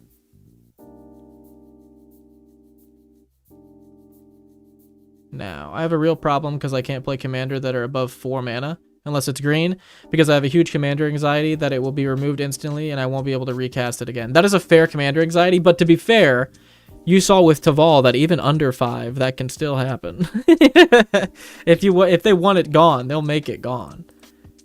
But I totally feel that. That's why I have like a go tall anxiety. Like, because I'm like, I don't want to lose all this work I put into this thing. That's why Forgotten Nation is like the shit. You're like, you don't lose any of the work you put into it. Spice it up with some group hug, the C4. Hey. Fun to go to Aristocrat Commander and make the magic happen. Twin. You can play commanders that people don't care that you played. Exactly. I call those pseudo threats. Nick's Lotus, did you see my idea for a reanimator deck with the new Silver Quill? No. Funnily enough, I'm uploading a video Monday talking about Witherbloom as like a reanimator build.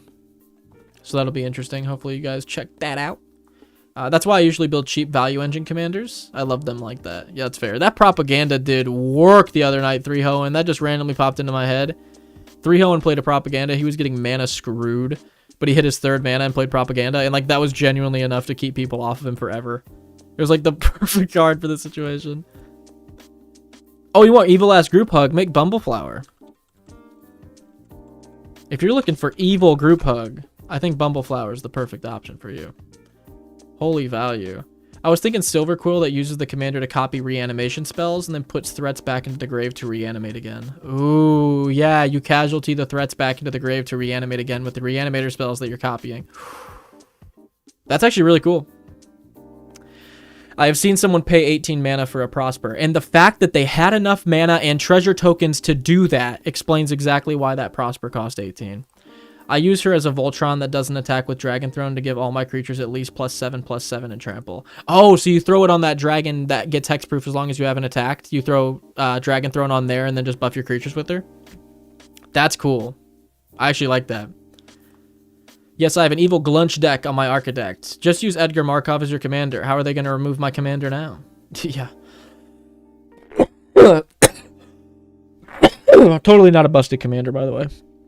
Totally a fair bracket 2 commander. Genuinely had people say that to me on Reddit. And I was like, okay. I play a 1/1 for 1 vampire on turn 1, then get a 1/1. Turn 2, I play 2 more vampires and get 2 more vampires. I have 6 creatures on board on turn 2. Turn 3, I'll play a mana ramp and then like Feldar's Retreat and then start buffing up. It's just ridiculous.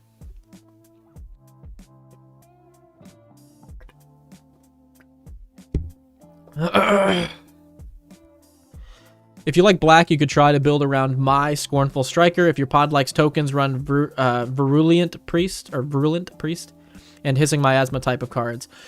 I had a really long game where my buddies paid 42 mana for his Atraxa using the Cloning Snow Ring mana rock. Holy shit! 42 mana. I'll never forget that first TTS game I had with y'all guys where Hoenn won at 1 HP with Bumbleflower. Yeah, that was hilarious. 1 HP in a dream and then Bumbleflower absolutely pops off. That deck was nuts, by the way. It was so good that I actually made a budget version of it, 3 Hoenn, and like referenced your deck for a bunch of the cards I picked. So that's also going to be a video coming up, like probably next week, next Sunday or Monday, the one after this one. Or you could do a Toxtrol deck with Gary the Snail as your commander and kill every token ever. LOL. I made an evil group hug with Urlock of Scorched Thrash. Hey, we just made a Urlock video. Hell yeah. There was one game I won with someone's Ulamog exiled all but the last 6 cards in my library and still won. That's all you need. Oh, excuse me. Awesome. Can't wait to see it. Hell yeah. Thanks for the feedback, by the way, 3 Hoenn. That was really useful. I have a video I think you're going to really, really like. Okay. I think that's a good place to move. It's already 9:15. We chatted. We yapped. We chatted and yapped. But that's okay. We got 25 people in here. I think this is some of the most people we've ever had chatting. This is sick. The Burp Man has returned. Okay. Moving on to the next deck submission. Let me make sure I get the name right here. Oh yeah, it's Dexter. Dexter Kennedy. He is Laurea Treva. Treva the Renewer. What does Laurea mean? What does that mean? Strategy and theme. Try not to die. Then with like an angel or something. Love that. Doesn't even say then win with an angel or something. It does. Then like an angel or something. I like that. Could use more likes. Yeah, really. Like it up, dude. Like us up. Everybody watching, like. What are we at right now with likes? I want to see if this actually works. We're at 8 likes, okay? Everybody that's hearing this right now. Like. So oh, I dropped my phone. Like for my broken ass phone.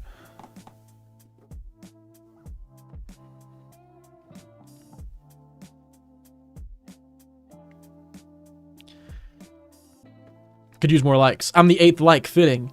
Alex KVO, my bad. I built it a long time ago. No one told me it looked good. Got you, fam. Oldest border between countries.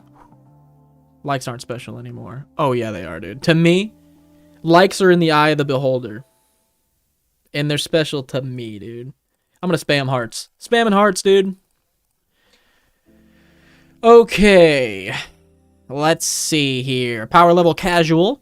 Win condition. A ham sandwich. Anything laying around once the dust settles. We're really just hoping we can get anywhere with this list.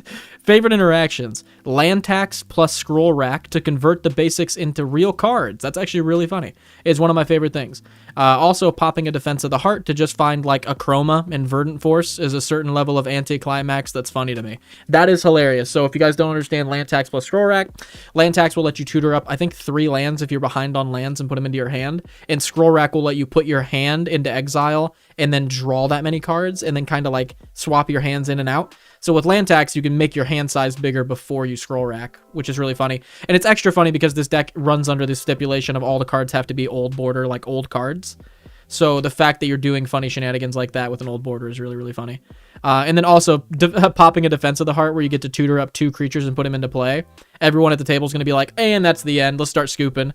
And then you're like, I'm going to get a Chroma and I'm going to get Verdant Force. And everyone's like, oh, that's actually fair. Okay, cool, cool, cool. I love Magic like that, dude. I'm actually thinking about making a pre-EDH deck just because, like, that shit is so fun to me. Got you, fam. Oldest border between countries. Likes aren't special anymore. Press like now. Press like now. Oh, shit. I just realized that there are hearts in here. Yeah, there's freaking hearts, dude. There's hearts. There's laughy faces. There's little, like, celebration things. There's little, ooh, oh, faces. It's everything you need.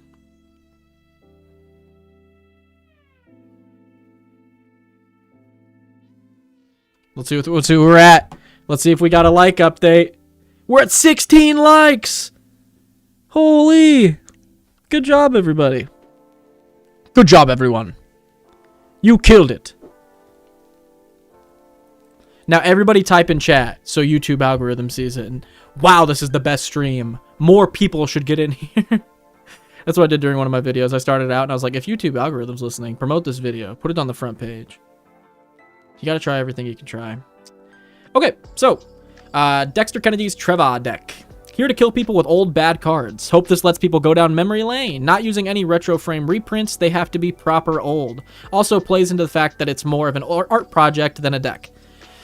More old crap is in the maybe board. The duels are proxied for now. Was gifted some nice looking proxies for the time being. Hell yeah. So yeah, old cards. We're just gonna be looking for old cards right now. Words for Al Gore. Oh gosh. I've enjoyed the journey of old. I love looking at old cards. So this is going to be great for me. See, we got people joining. I told you that would work. Press like now. I've enjoyed the journey. Where do I spam hearts? Hi, YouTube. Words for Al Gore. Loved the rattlesnake cards vid. You've got an good eye for obscure fun tech. Thank you. What's up, Soulsborne? What's going on? No retro reprints. I'm out of my element here. Yo, what's up, Mike? 3-Ho, and you're so good at, like, remembering names. I'm sitting here like, what's up, 3-Hoen? Hey, Soulsborne. Even in real life, it's actually embarrassing how many times I've been introduced to somebody at the shop and I walk up to him and I'm like, hey, you. What's up, guy? It seems like I'm a dick. I don't mean to forget people's names. I'm just like, oh, Mike, sup, man? Damn, even Alex remembered. Shit. That's why I like Alex's name, because Alex has his name in his name. So I'm like, what's up, Alex? How we doing? Good, Souls. We got an active-ass chat today, Souls. So if you want to start chatting, we got people in here chatting back. So, deck number 2 of the Friday Night Deck Reviews comes in from the Dexter Kennedy, and we're looking at his Treva, the Renewer Old Border deck. He's smacking face with Old Border cards, and that is all he's smacking face with, all right? So, we got Treva, the Renewer, being 3, a green, a white, and a blue for a 6/6 flying. When Treva deals combat damage to a player, you may pay 2 and a white. If you do, choose a color. You gain 1 life for each permanent of that color. Sure. Again, it's more of an art project than anything else. We're just looking at old cards here, which I like. I remember those 2 tabletop simulator games for sure. Yeah, it's a cow farm. Bet you won't forget my name. Yeah, Zach the Dude! You're like, my name's actually Mike, too. I'm like, damn. Doing good, Souls. 14, 15, 15 cows. Yeah, that wasn't anything too bad. No one had a thing to get rid of Mirror Gallery, which is insane to me. Or Mirror Box. It was just like, let the cows go, I guess. Okay, so as far as old border creatures, we've got Air Elemental being a good old-fashioned 5-drop 4/4 flying, Achroma being an 8-drop 6/6 flying, first strike, trample, haste, pro black, pro red, Vigilance. It's so funny that Vigilance is like a whole other thing on that. Arcanus lets you tap to draw 3 cards for 6 mana. I loved running Arcanus back in the day. That was like an absolute unit of a card in our pod. Birds of Paradise, Deranged Hermit, 3 and 2 green, 1/1 Echo. When it comes into play, put 4 squirrel tokens into play. Treat them as 1/1s. All squirrels get +1/+1. That's a $77 card. Holy shit. Empress Galena. 3 and 2 blue, 1/3. Pay 2 blue, tap it, gain control of, someone else's commander. That seems fine. Aram Jin. 3 and a green for a 4/5. Wasn't this a really good card in Standard when it was played? I'm fairly sure I remember someone saying that. During your upkeep, target non-wall creature an opponent controls gains Forest Walk until your next turn. Ignore this effect if there are no legal targets. Exalted Angel, when it attacks, it has lifelink, so it's a 6-drop 4/5 flying lifelink morph. Fogbank. Fogbank's this old? Damn, that must have like been sick back in the day. They dropped Fogbank hit the stores. They were like, oh my gosh. Was this an actual problem card when it came out? Was there like any like hype around Fogbank when it was like legal and Standard? Damn, 2 Pant decks. How am I going to suggest Stargaze? You're not this time, LJL. He's like sweating, biting his lip. He's like, oh my gosh, come on, If this had black in it, I'll say it. This could be good for Stargaze. How do I search for old cards on Scryfall? Is there a way? Go to Google and type in Scryfall old border and just see if like an art tag comes up. That's what I do if I can't find one. I just Google it and see if a Scryfall thing pops up for it. Deranged Hermit on that pre-modern money trip. Yeah, geez Louise. I had a deck I wanted to submit, but I didn't know if it was too late or not. No, you can still submit it. You're definitely going to be a little bit later in queue, though. It'll probably be a couple weeks out, but it's never too late to submit decks, dude. We do deck reviews every Friday.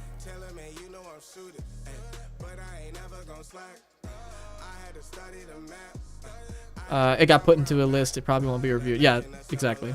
You are in the queue, so I would just keep adding decks. You'll keep getting added to the queue. Urza's Saga was broken, but not because of Fogbank. Okay. Urham Geddon. Sounds like Armageddon in like another language.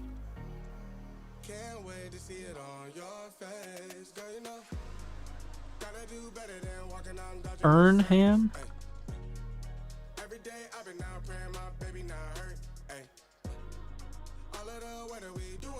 Maybe that is what you were going for. Maybe that actually is the joke you were going for. The Lotus Refinery might be able to figure it out.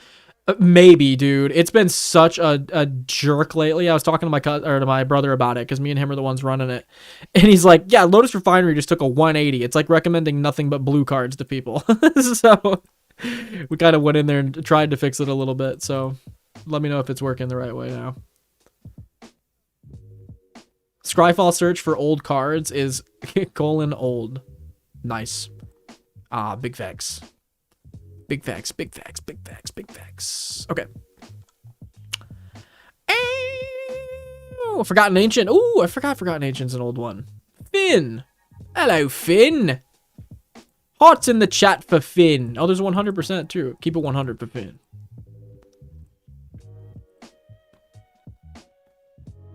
Forgotten Ancient gets 1/1 counters whenever we play spells, and whenever it leaves the battlefield, you get to move its counters to something else. Genesis, 4 and a green, 4/4. At the beginning of your upkeep, if Genesis is in your graveyard, you may pay 2 and a green. If you do, return target creature card from your graveyard to your hand. That's very good. That's very good. Actually, Genesis is sick. $6? I remember that used to be more expensive, didn't it? Oh, Gabagool update. Hold on, everybody. I've been waiting for this Gabagool update since this morning. Already ate 1 pack. Whew. That's good. That's a good. That's a good Gabagool loving guy right there. Ernam plus Armageddon was the deck. Ah, Ernamgeddon. Now I gotcha. Art Elderly. I saw that the other day, 3-0 or LJL. I was like, I literally was looking for old people for a deck. I was like, that'd be funny to make like a grandma deck. And I was like, oh, art tag old. That is very funny. Jungle Barrier, when it comes into play, draw a card as a 4-drop. Crows and Tusker, 7-drop, 6/5, cycling for 2 and a green. When you cycle it, search your library for a basic land and put it into your hand. Mahamati Jin, 4 and 2 blue for a 4/6 flying. Mana War, love Mana War. 2 and a blue, 2/2. When it comes into play, return any creature to its owner's hand. Still a pretty decent card. Phantom Nishoba, 5 green, white, 0/0, enters with 7 counters on it, has trample. Whenever it deals damage, you gain that much life. If it would be dealt damage, remove a 1/1 counter from it instead. That's not a bad old card. That feels like it would be a pretty good reanimation target back in the day. Went to the store today, got some gabagoo, and woke up the next day and got some gabagoo. Peldigriff, yeah, give stuff flying, gain life, return creatures to its hand, target opponent may draw a card, give stuff trample, make them 1/1s. You're just giving out stuff with Peldigriff, come on. Questing Peldigriff, I wish this was a legendary too, because that would be cool. Questing Peldigriff gets 1/1, target opponent gets a 1/1. Questing Peldigriff gains protection from black and red, target opponent gains 2. Questing Peldigriff gains flying, target opponent may draw a card. A free, 2 and a blue, 3/4, flying. When it does damage, it does 1 damage to you on your upkeep. Interesting. Sierra Angel, 3 and 2 white, 4/4, flying, vigilance. Spore Frog, 1 for a 1/1 sack to fog. Utabi Orangutans, we got the Bone and Apes, dude. You can't fucking go wrong there. 2 and a green, 2/2. When it comes into play, destroy target artifact. I wish it wasn't playable with the art, but sadly it is playable. Verdant Force, during your upkeep, you may put a 1/1 Saproling into play, dude. I like that. Wall of Blossoms, 2-drop, 0/4 that draws you a card on ETB. Weathered Wayfarer lets you catch up on lands. And Yavimaya Elder lets you search for lands, and you can crack it to draw a card. I love the old school art for Yavimaya.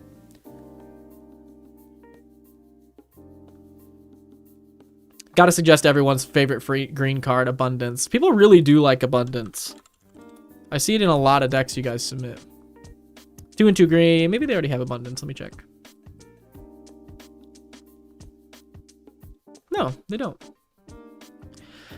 Instead of drawing a card, you can pick creature, or you can pick non-land or land, and then you just reveal off top till you hit your chosen one, and then put that into your hand, and the rest on the bottom. It's really good for fixing draws. Okay, moving on to sorceries. Bribery. Search target opponent's library for a creature card and put it into play under your control. Crazy good card. Decree of Justice makes you X Angels or X 1/1 Soldiers. Deep Analysis draws you cards and has flashback. Flux. Each player chooses and discards any number of cards, then draws that many, and then you draw a card. Hymn of Rebirth. 3 green white. Target creature card from a graveyard, or put target creature card from any graveyard directly into play as though it was just cast under your control. That's pretty good. For green white, that's interesting. Went to the store today, got some gabagoo. We recently did a Nick deck roast. You can find it on his channel. Hey, can you run us through one of your own decks? Yeah, we did, actually. And it was pretty enlightening.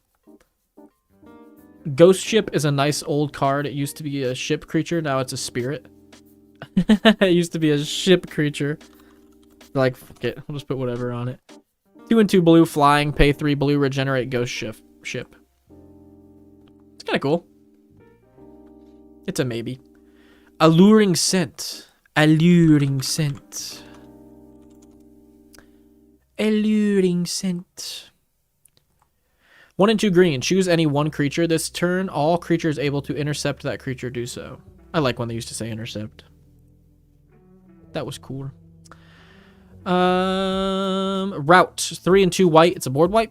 Theft of Dreams. For each tapped creature target opponent controls, draw a card. You've actually got some access to some pretty good card advantage. Time Spiral. 4 and 2 blue sorcery. Remove Time Spiral from the game. Each player shuffles his or her graveyard and hand into their library, then draws 7 cards. You untap 6 lands. Damn. Wrath of God. Classic. As far as instants, we've got Absorb as a counterspell. Arcane Denial as a counterspell. Counterspell as a counterspell. Disenchant, good removal. Dismiss as a counterspell. Enlightened Tutor is a good tutor for enchantments. Factor Fiction lets you separate 5 cards into 2 piles, put 1 into your hand, 1 into the graveyard. Force of Will, great counterspell. Impulse, good card draw. You got really good access to removal and card draw with this old stuff. Impulse is good. Opt is great. Prohibit, 1 in a blue, kicker, counter target spell. Reigns of Power, you and target opponent each gain control of all creatures he or she controls. So you like swap power or battlefields with another player, which, again, this is actually kind of on theme. As weird as that sounds to say with a gimmicky deck like this, but you could just swap your old school cards with like newer ones, which is actually really funny. Reprisal, bury target creature with power 4 or greater, and Swords to Plowshare. Great removal. What is your favorite color? Ooh. In real life, my favorite color is peach. In the game, I would have to say black at this point in time. But, like, it's hard for me to say an individual color, because I think, like, as over my Magic career, I think white's my favorite color, but I don't run it very much in Commander. That's from, like, my standard days. I love that. I am really about, like, color combinations. I really like Dimir. I really like Sultai. Like, if I had to pick one color for Commander that I like the most, it would probably be black, with, like, green close behind it, with blue close behind that. Selesnya is good for life gain tokens and enchantments. Azorius is racist. Skrull is big bong. But what about Dimir's identity, guys? I really don't see it. Dimir is also racist. Azorius being racist is bonkers. Angus Mackenzie. Yeah, you need an Angus Mackenzie in here. You need the dude. The dude abides, dude. You just got a fog on a stick. What the fog? Artifacts. Mox Diamonds in here, baby. Add 1 mana of any color to your mana pool. Play this ability as a mana source. Comes into play. You may choose and discard a land card. Yeah, sure. Nevinrel's Disc, good board wipe. Scroll Rack, again, choose any number of cards in your hand, put those cards into exile, put equal number of cards from the top of your library into your hand, and then put those cards set aside on top of your library. So you just get to keep replacing your hand. Soul Ring, of course. Of course. Burgeoning, my least favorite card ever printed. I get so upset when people play Burgeoning against me. It genuinely feels so much worse than a Soul Ring to me. They play Burgeoning, and then by the time it gets back to them, they have 5 lands, and I'm like, oh, That's not way harder to fix now than it would be just to remove a Soul Ring. Defense of the Heart. During your upkeep, if one of your opponents controls 3 or more creatures, sacrifice Defense of the Heart and search your library for 2 creatures and put them into play. Land tax. During your upkeep, if an opponent controls more lands than you, search your library for up to 3 basic lands and put them into your hand, then sacrifice land tax. Defense of the Heart, land tax. All the catch-up stuff in old sets is crazy. Azorius is the canonic racist color. Favorite color is just Taval. It really is. I love Sultai, man. I think over 2 types of mana in a deck is hard to get mana that you need because your lands are so diverse. It is really difficult some games, and especially for me when I have like a land base on a budget, it is definitely difficult. Animal Magnetism because it looks cool. Oh, I thought you were describing me. But it's a card. 4 and a green, sorcery. Reveal the top 5 cards of your library. An opponent chooses a creature from among them and puts it into play. Put the rest into the graveyard. That's not bad in a reanimator deck. 5 steep, though. That is a really cool card, though.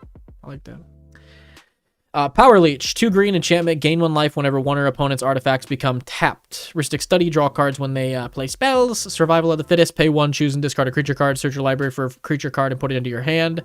And Bibliothèque Sylvestre.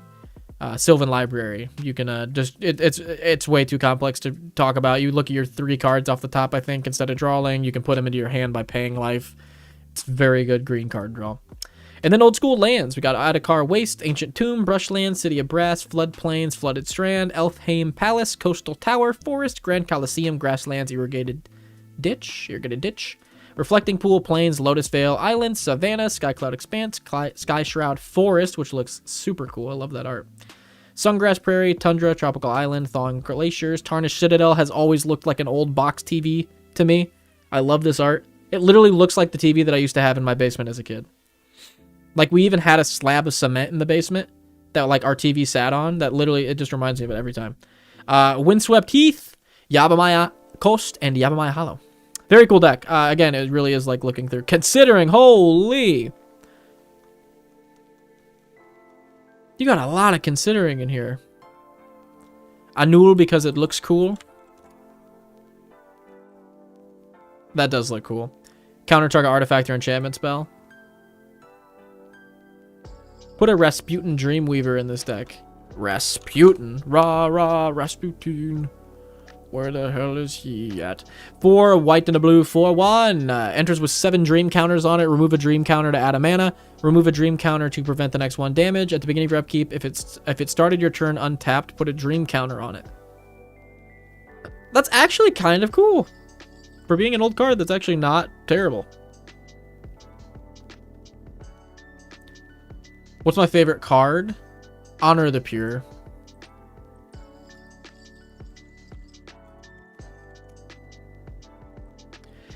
One and a white enchantment, white creatures you control get +1/+1. I used to run White Weenie. This is just like my favorite card. I played this card so much that it's actually ingrained into my like psyche at this point. With Bitter Blossom close behind it. From my standard days, Honor the Pure is my favorite. But like if I had to pick an overall card as like a new commander player and an old standard player, it'd probably be Bitter Blossom. I love Bitter Blossom. It's such a cool card. A Phaedo Alchemist because it's actually decent. Apprentice Wizard, Holy Mono, blue ramp.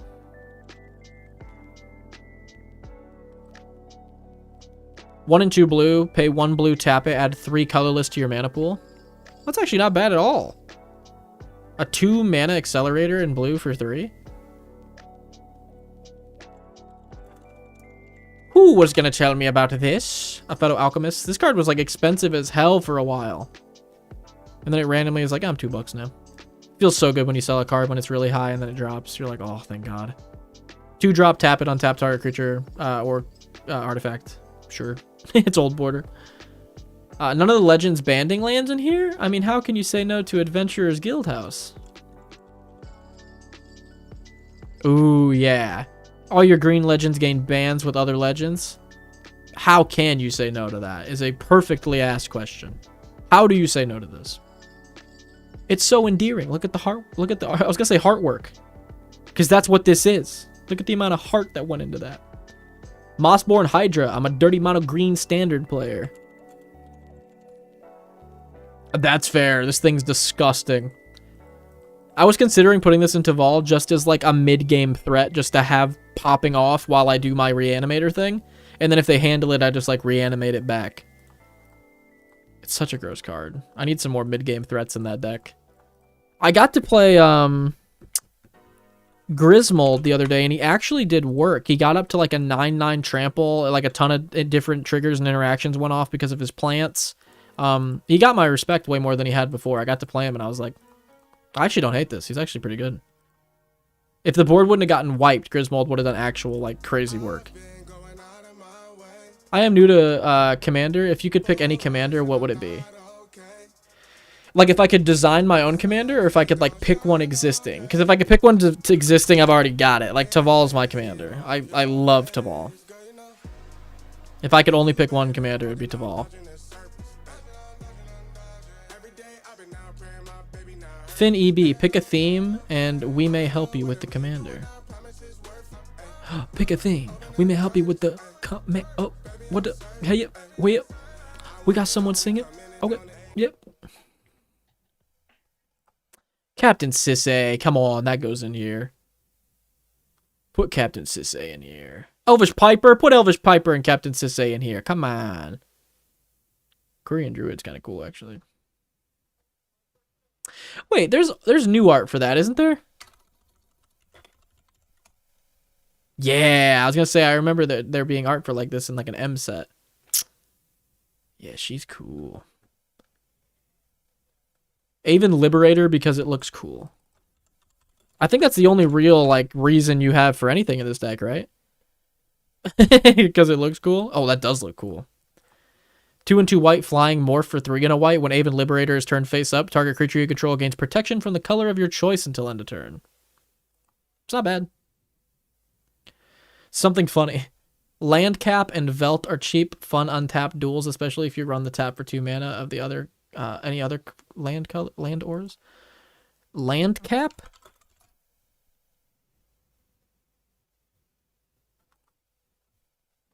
This land doesn't untap during your untap step. If it has a depletion counter on it, at the beginning of your upkeep, remove a depletion counter from this land. Pay 1, tap it to add a white or a red. Or no, sorry, just tap it to add a white or a blue. Put a depletion counter on it. It's not bad.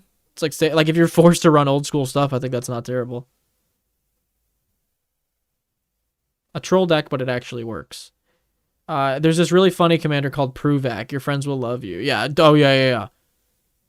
Don't listen to him. Don't listen to Alex. You should start with a 2-color deck or less. All of them are pretty cool if you figure out the keywords you like to use. Yeah, what are you liking to do in the game so far, Finn? Or like what seems like something you'd be into?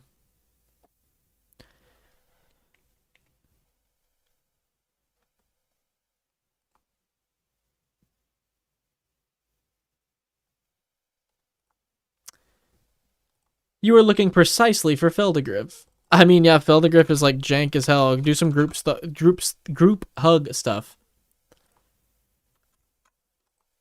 You just give your opponents like stuff. You gain them life, you give them 1/1s, you let them draw cards, but then you like run stuff that kind of might be a little backhanded for them. 3-0 and too complicated. Definitely too complicated, but Feldegriff is exactly what he's describing, which is hilarious. So you want something that is funny and janky and trolly, but actually works. What about your deck you were playing last night, 3-Hoen? What about Irenicus?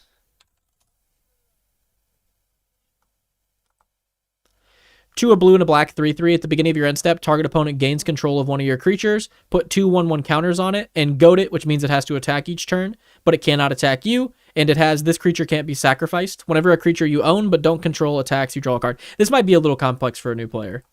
I don't think it's that hard to understand though. Owning a card versus controlling it, I think is fairly easy to understand. But like this is definitely a janky deck that does troll stuff that actually works. You just get to give opponents stuff. And then those things can't attack you or be sacrificed, and they're forced into swinging at each other. I heard that what is complicated about Hippo? I think knowing what to do when.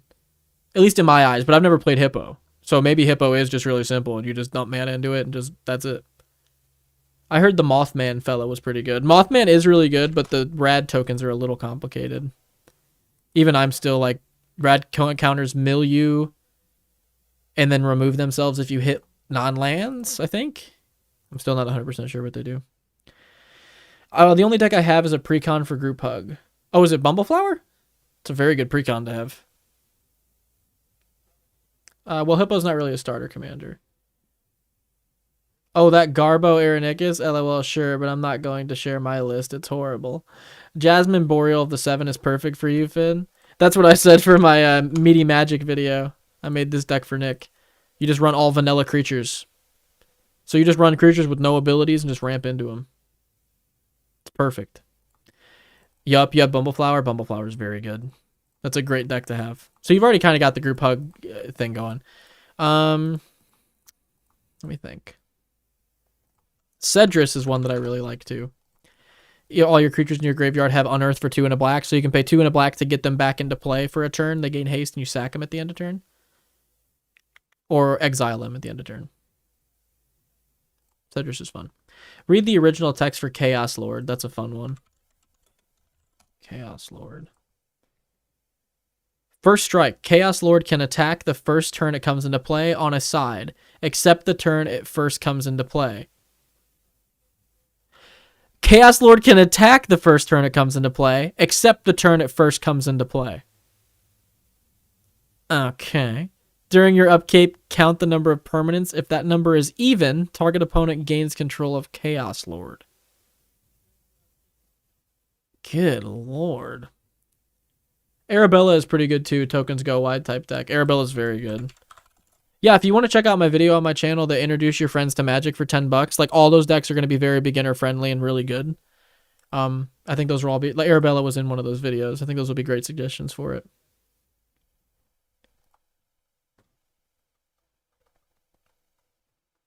Cool. I like this deck a lot, dude. It's really fun looking at old cards that I haven't seen in a while. Or Mutation needs to go in here, dude. Get Saprolings, destroy enchantments. I mean, I know the deck's a gimmick, but you still got to do some strong stuff, and I think that's really strong. Reviving Vapors. Didn't that get a reprint? Yeah. It's cool art. By the way I started to play MTG was because I wanted to watch more Papa Meat vids, but had no new ones to watch, so I booted up the Meaty Magic just to listen to more Papa Meat. That's hilarious. I love Papa Meat. That's why I made the deck video for them. Like, they're a very good way. They're just, like, fun. They're not really cringy at all when you watch them. You're just like, this is a lax vibe. I like this. He can attack the first turn he comes into play on a side, but not the first turn he comes into play. What's there not to understand? LOL. It's so funny how bad they worded it. So if it's under an opponent's control, it can attack the first turn it comes out. But if it's under yours, it can't. Sure. Draw a card for each attacking creature seems really good. You're against a token deck, it's like, good night, dude.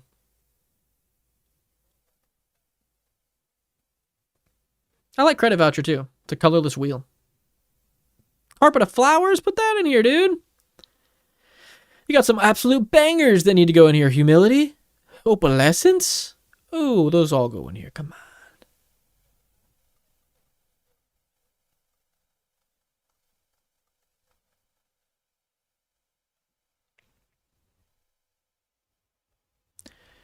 Music turn. Yeah, the music did turn off.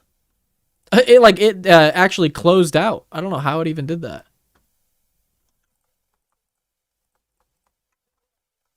The fuck? Like, actually hard close. That was weird. Oh, you bastard.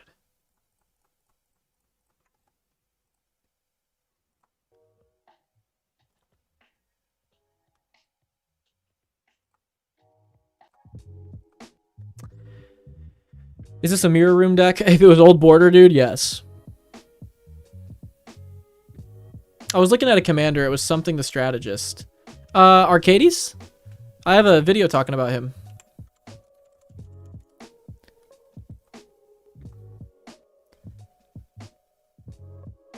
You literally closed it, Nick. Did I?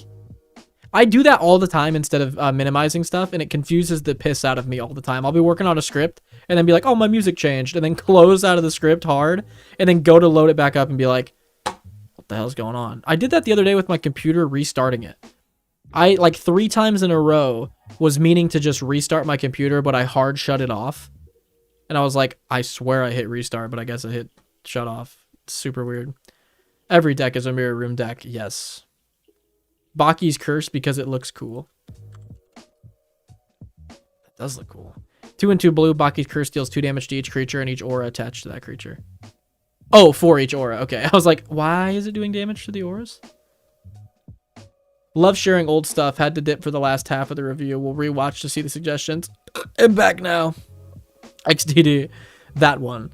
Thoughts on Strixhaven precons? My favorite is Lorehold. I haven't really looked at him that in depth, if I'm being honest. I'm probably going to check those out later tonight. I know that Moist Critical, his like gameplay thing, uploaded all of them playing it, so I'm probably going to check that out later tonight to see what I think. You were supposed to read the original text. For what? Oh, Baki's Curse deals 2 damage to each creature for each creature enchantment on that creature.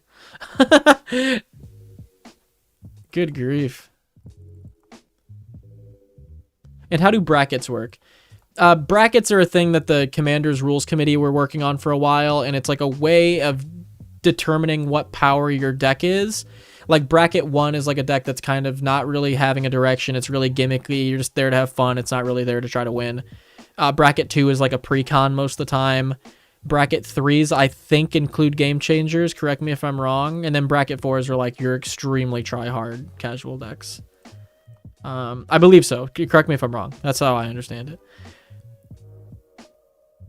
Baki's Curse does not read like a blue card at all. No, it reads like a red card. It's super weird. Haven't been tapped into Strixhaven stuff, but from what I've seen, it looks very broken. Yeah, the dragon's like extremely pushed.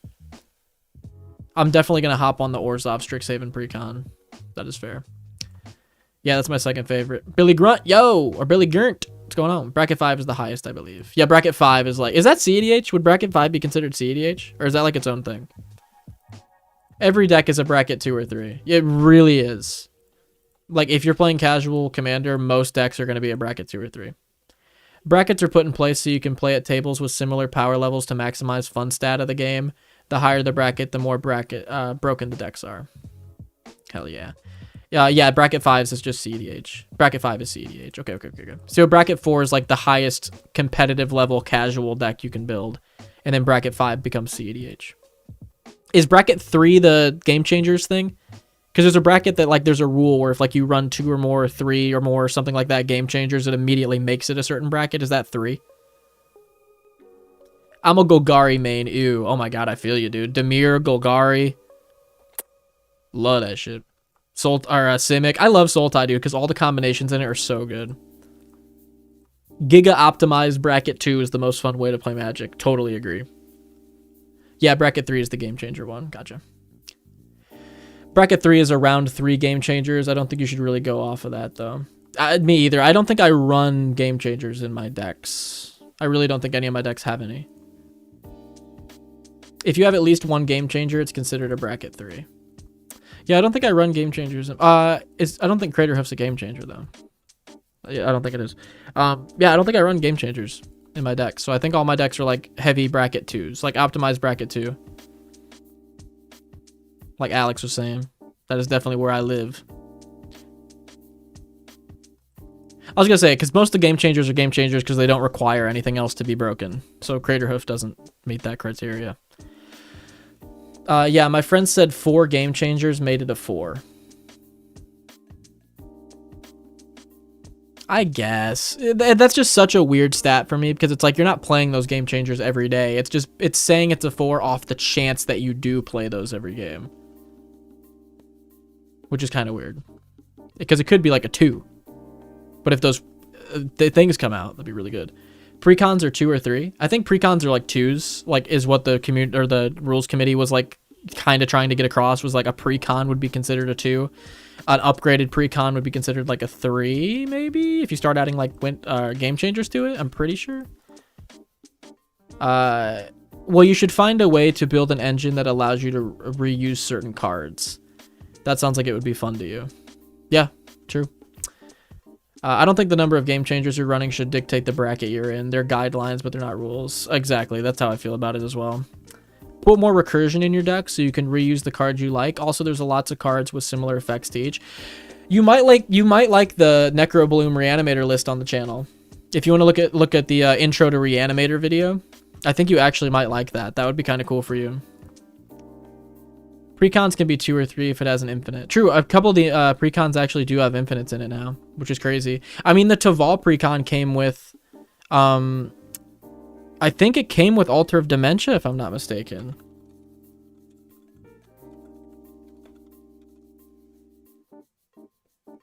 No, it didn't come with Altar. What did it come with? Oh, it came with Lord of Extinction and Gerard.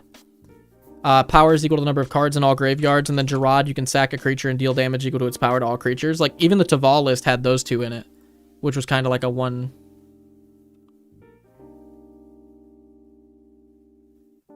They said recently they don't want to go based off of precons or bracket 2 since precons vary wildly. Oh, okay.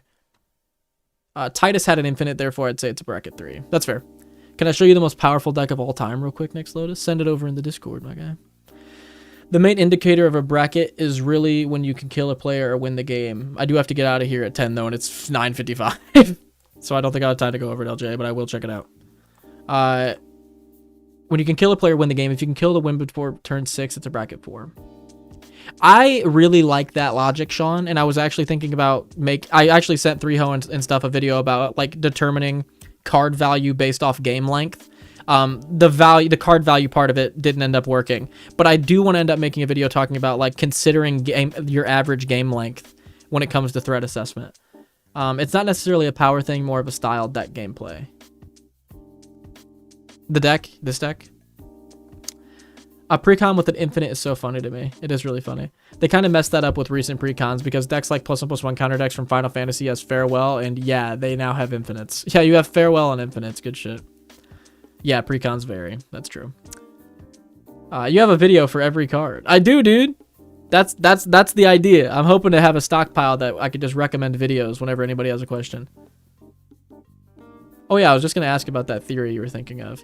It was a way to like assign points to to cards. So like the idea was like if you have a card that makes 4/4 angels, that would be worth 4 points. So like each 1 damage that the angel could potentially do is worth a point. Drawing a card's a point.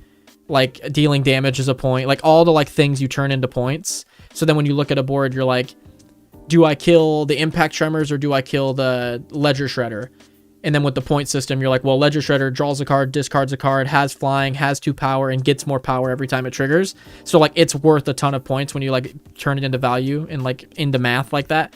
But a lot of the people I reached out to and talked about that too were like, it's hard to quantify and turn aspects of Magic into math like that because like, what if the one card you drew that's worth 1 point drew you into a literal card that ends you the game?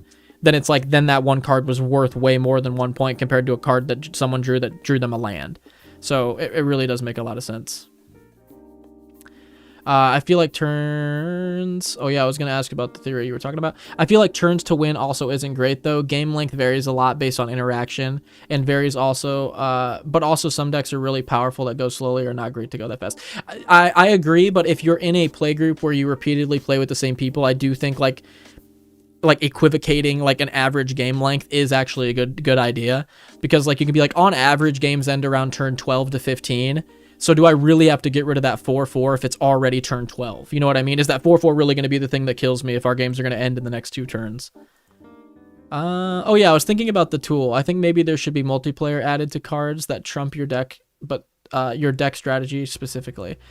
I was thinking about the tool. I think maybe explain a little bit more in depth, 3Hoen, just so I understand what you're saying a little bit better. Farewell being a game changer feels so good because I only play bracket 2. Yeah, I mean, I like Farewell being a game changer. It genuinely like is. When you play it, you're like, this sucks. under your door. Oh, my sister's outside my door.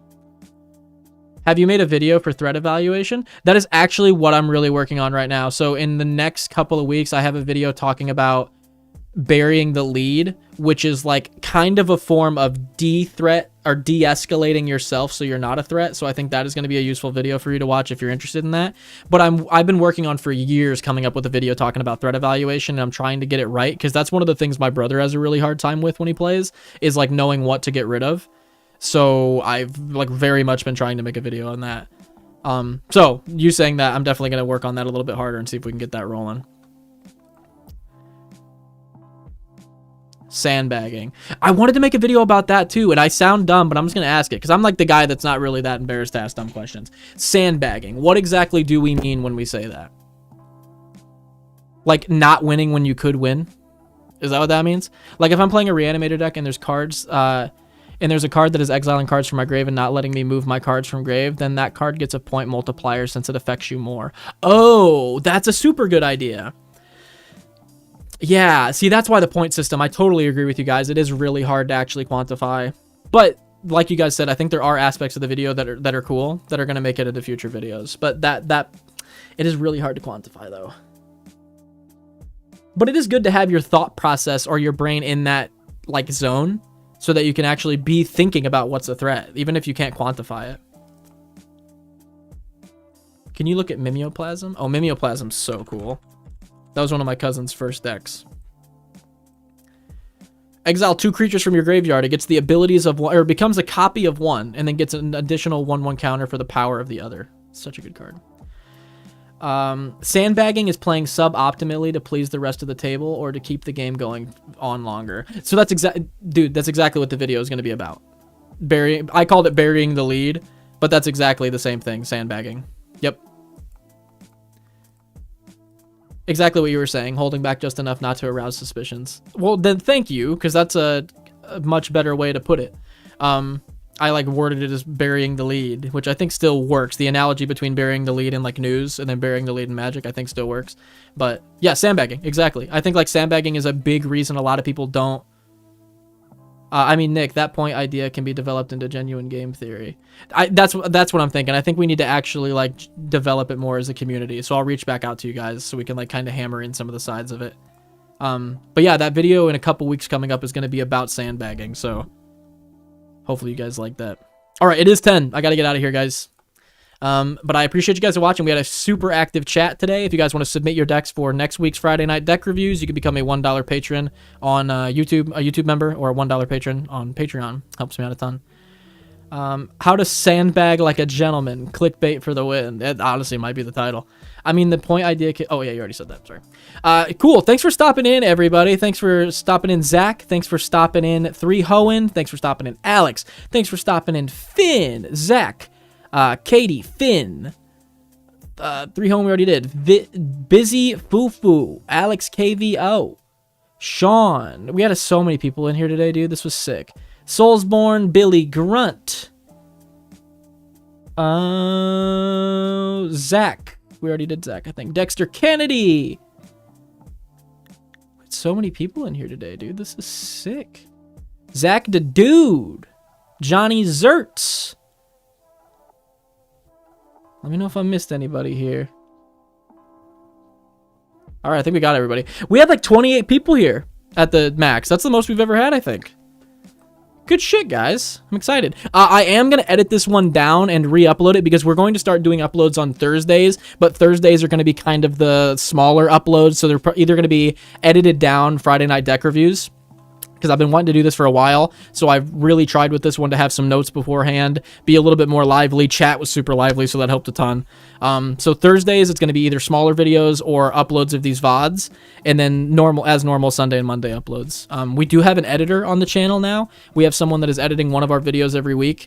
So watch out for Thursday's video next week, because we will shout them out and formally introduce them to the channel and everything. So big stuff coming up. Thank you guys for checking out the stream. I appreciate all of y'all guys.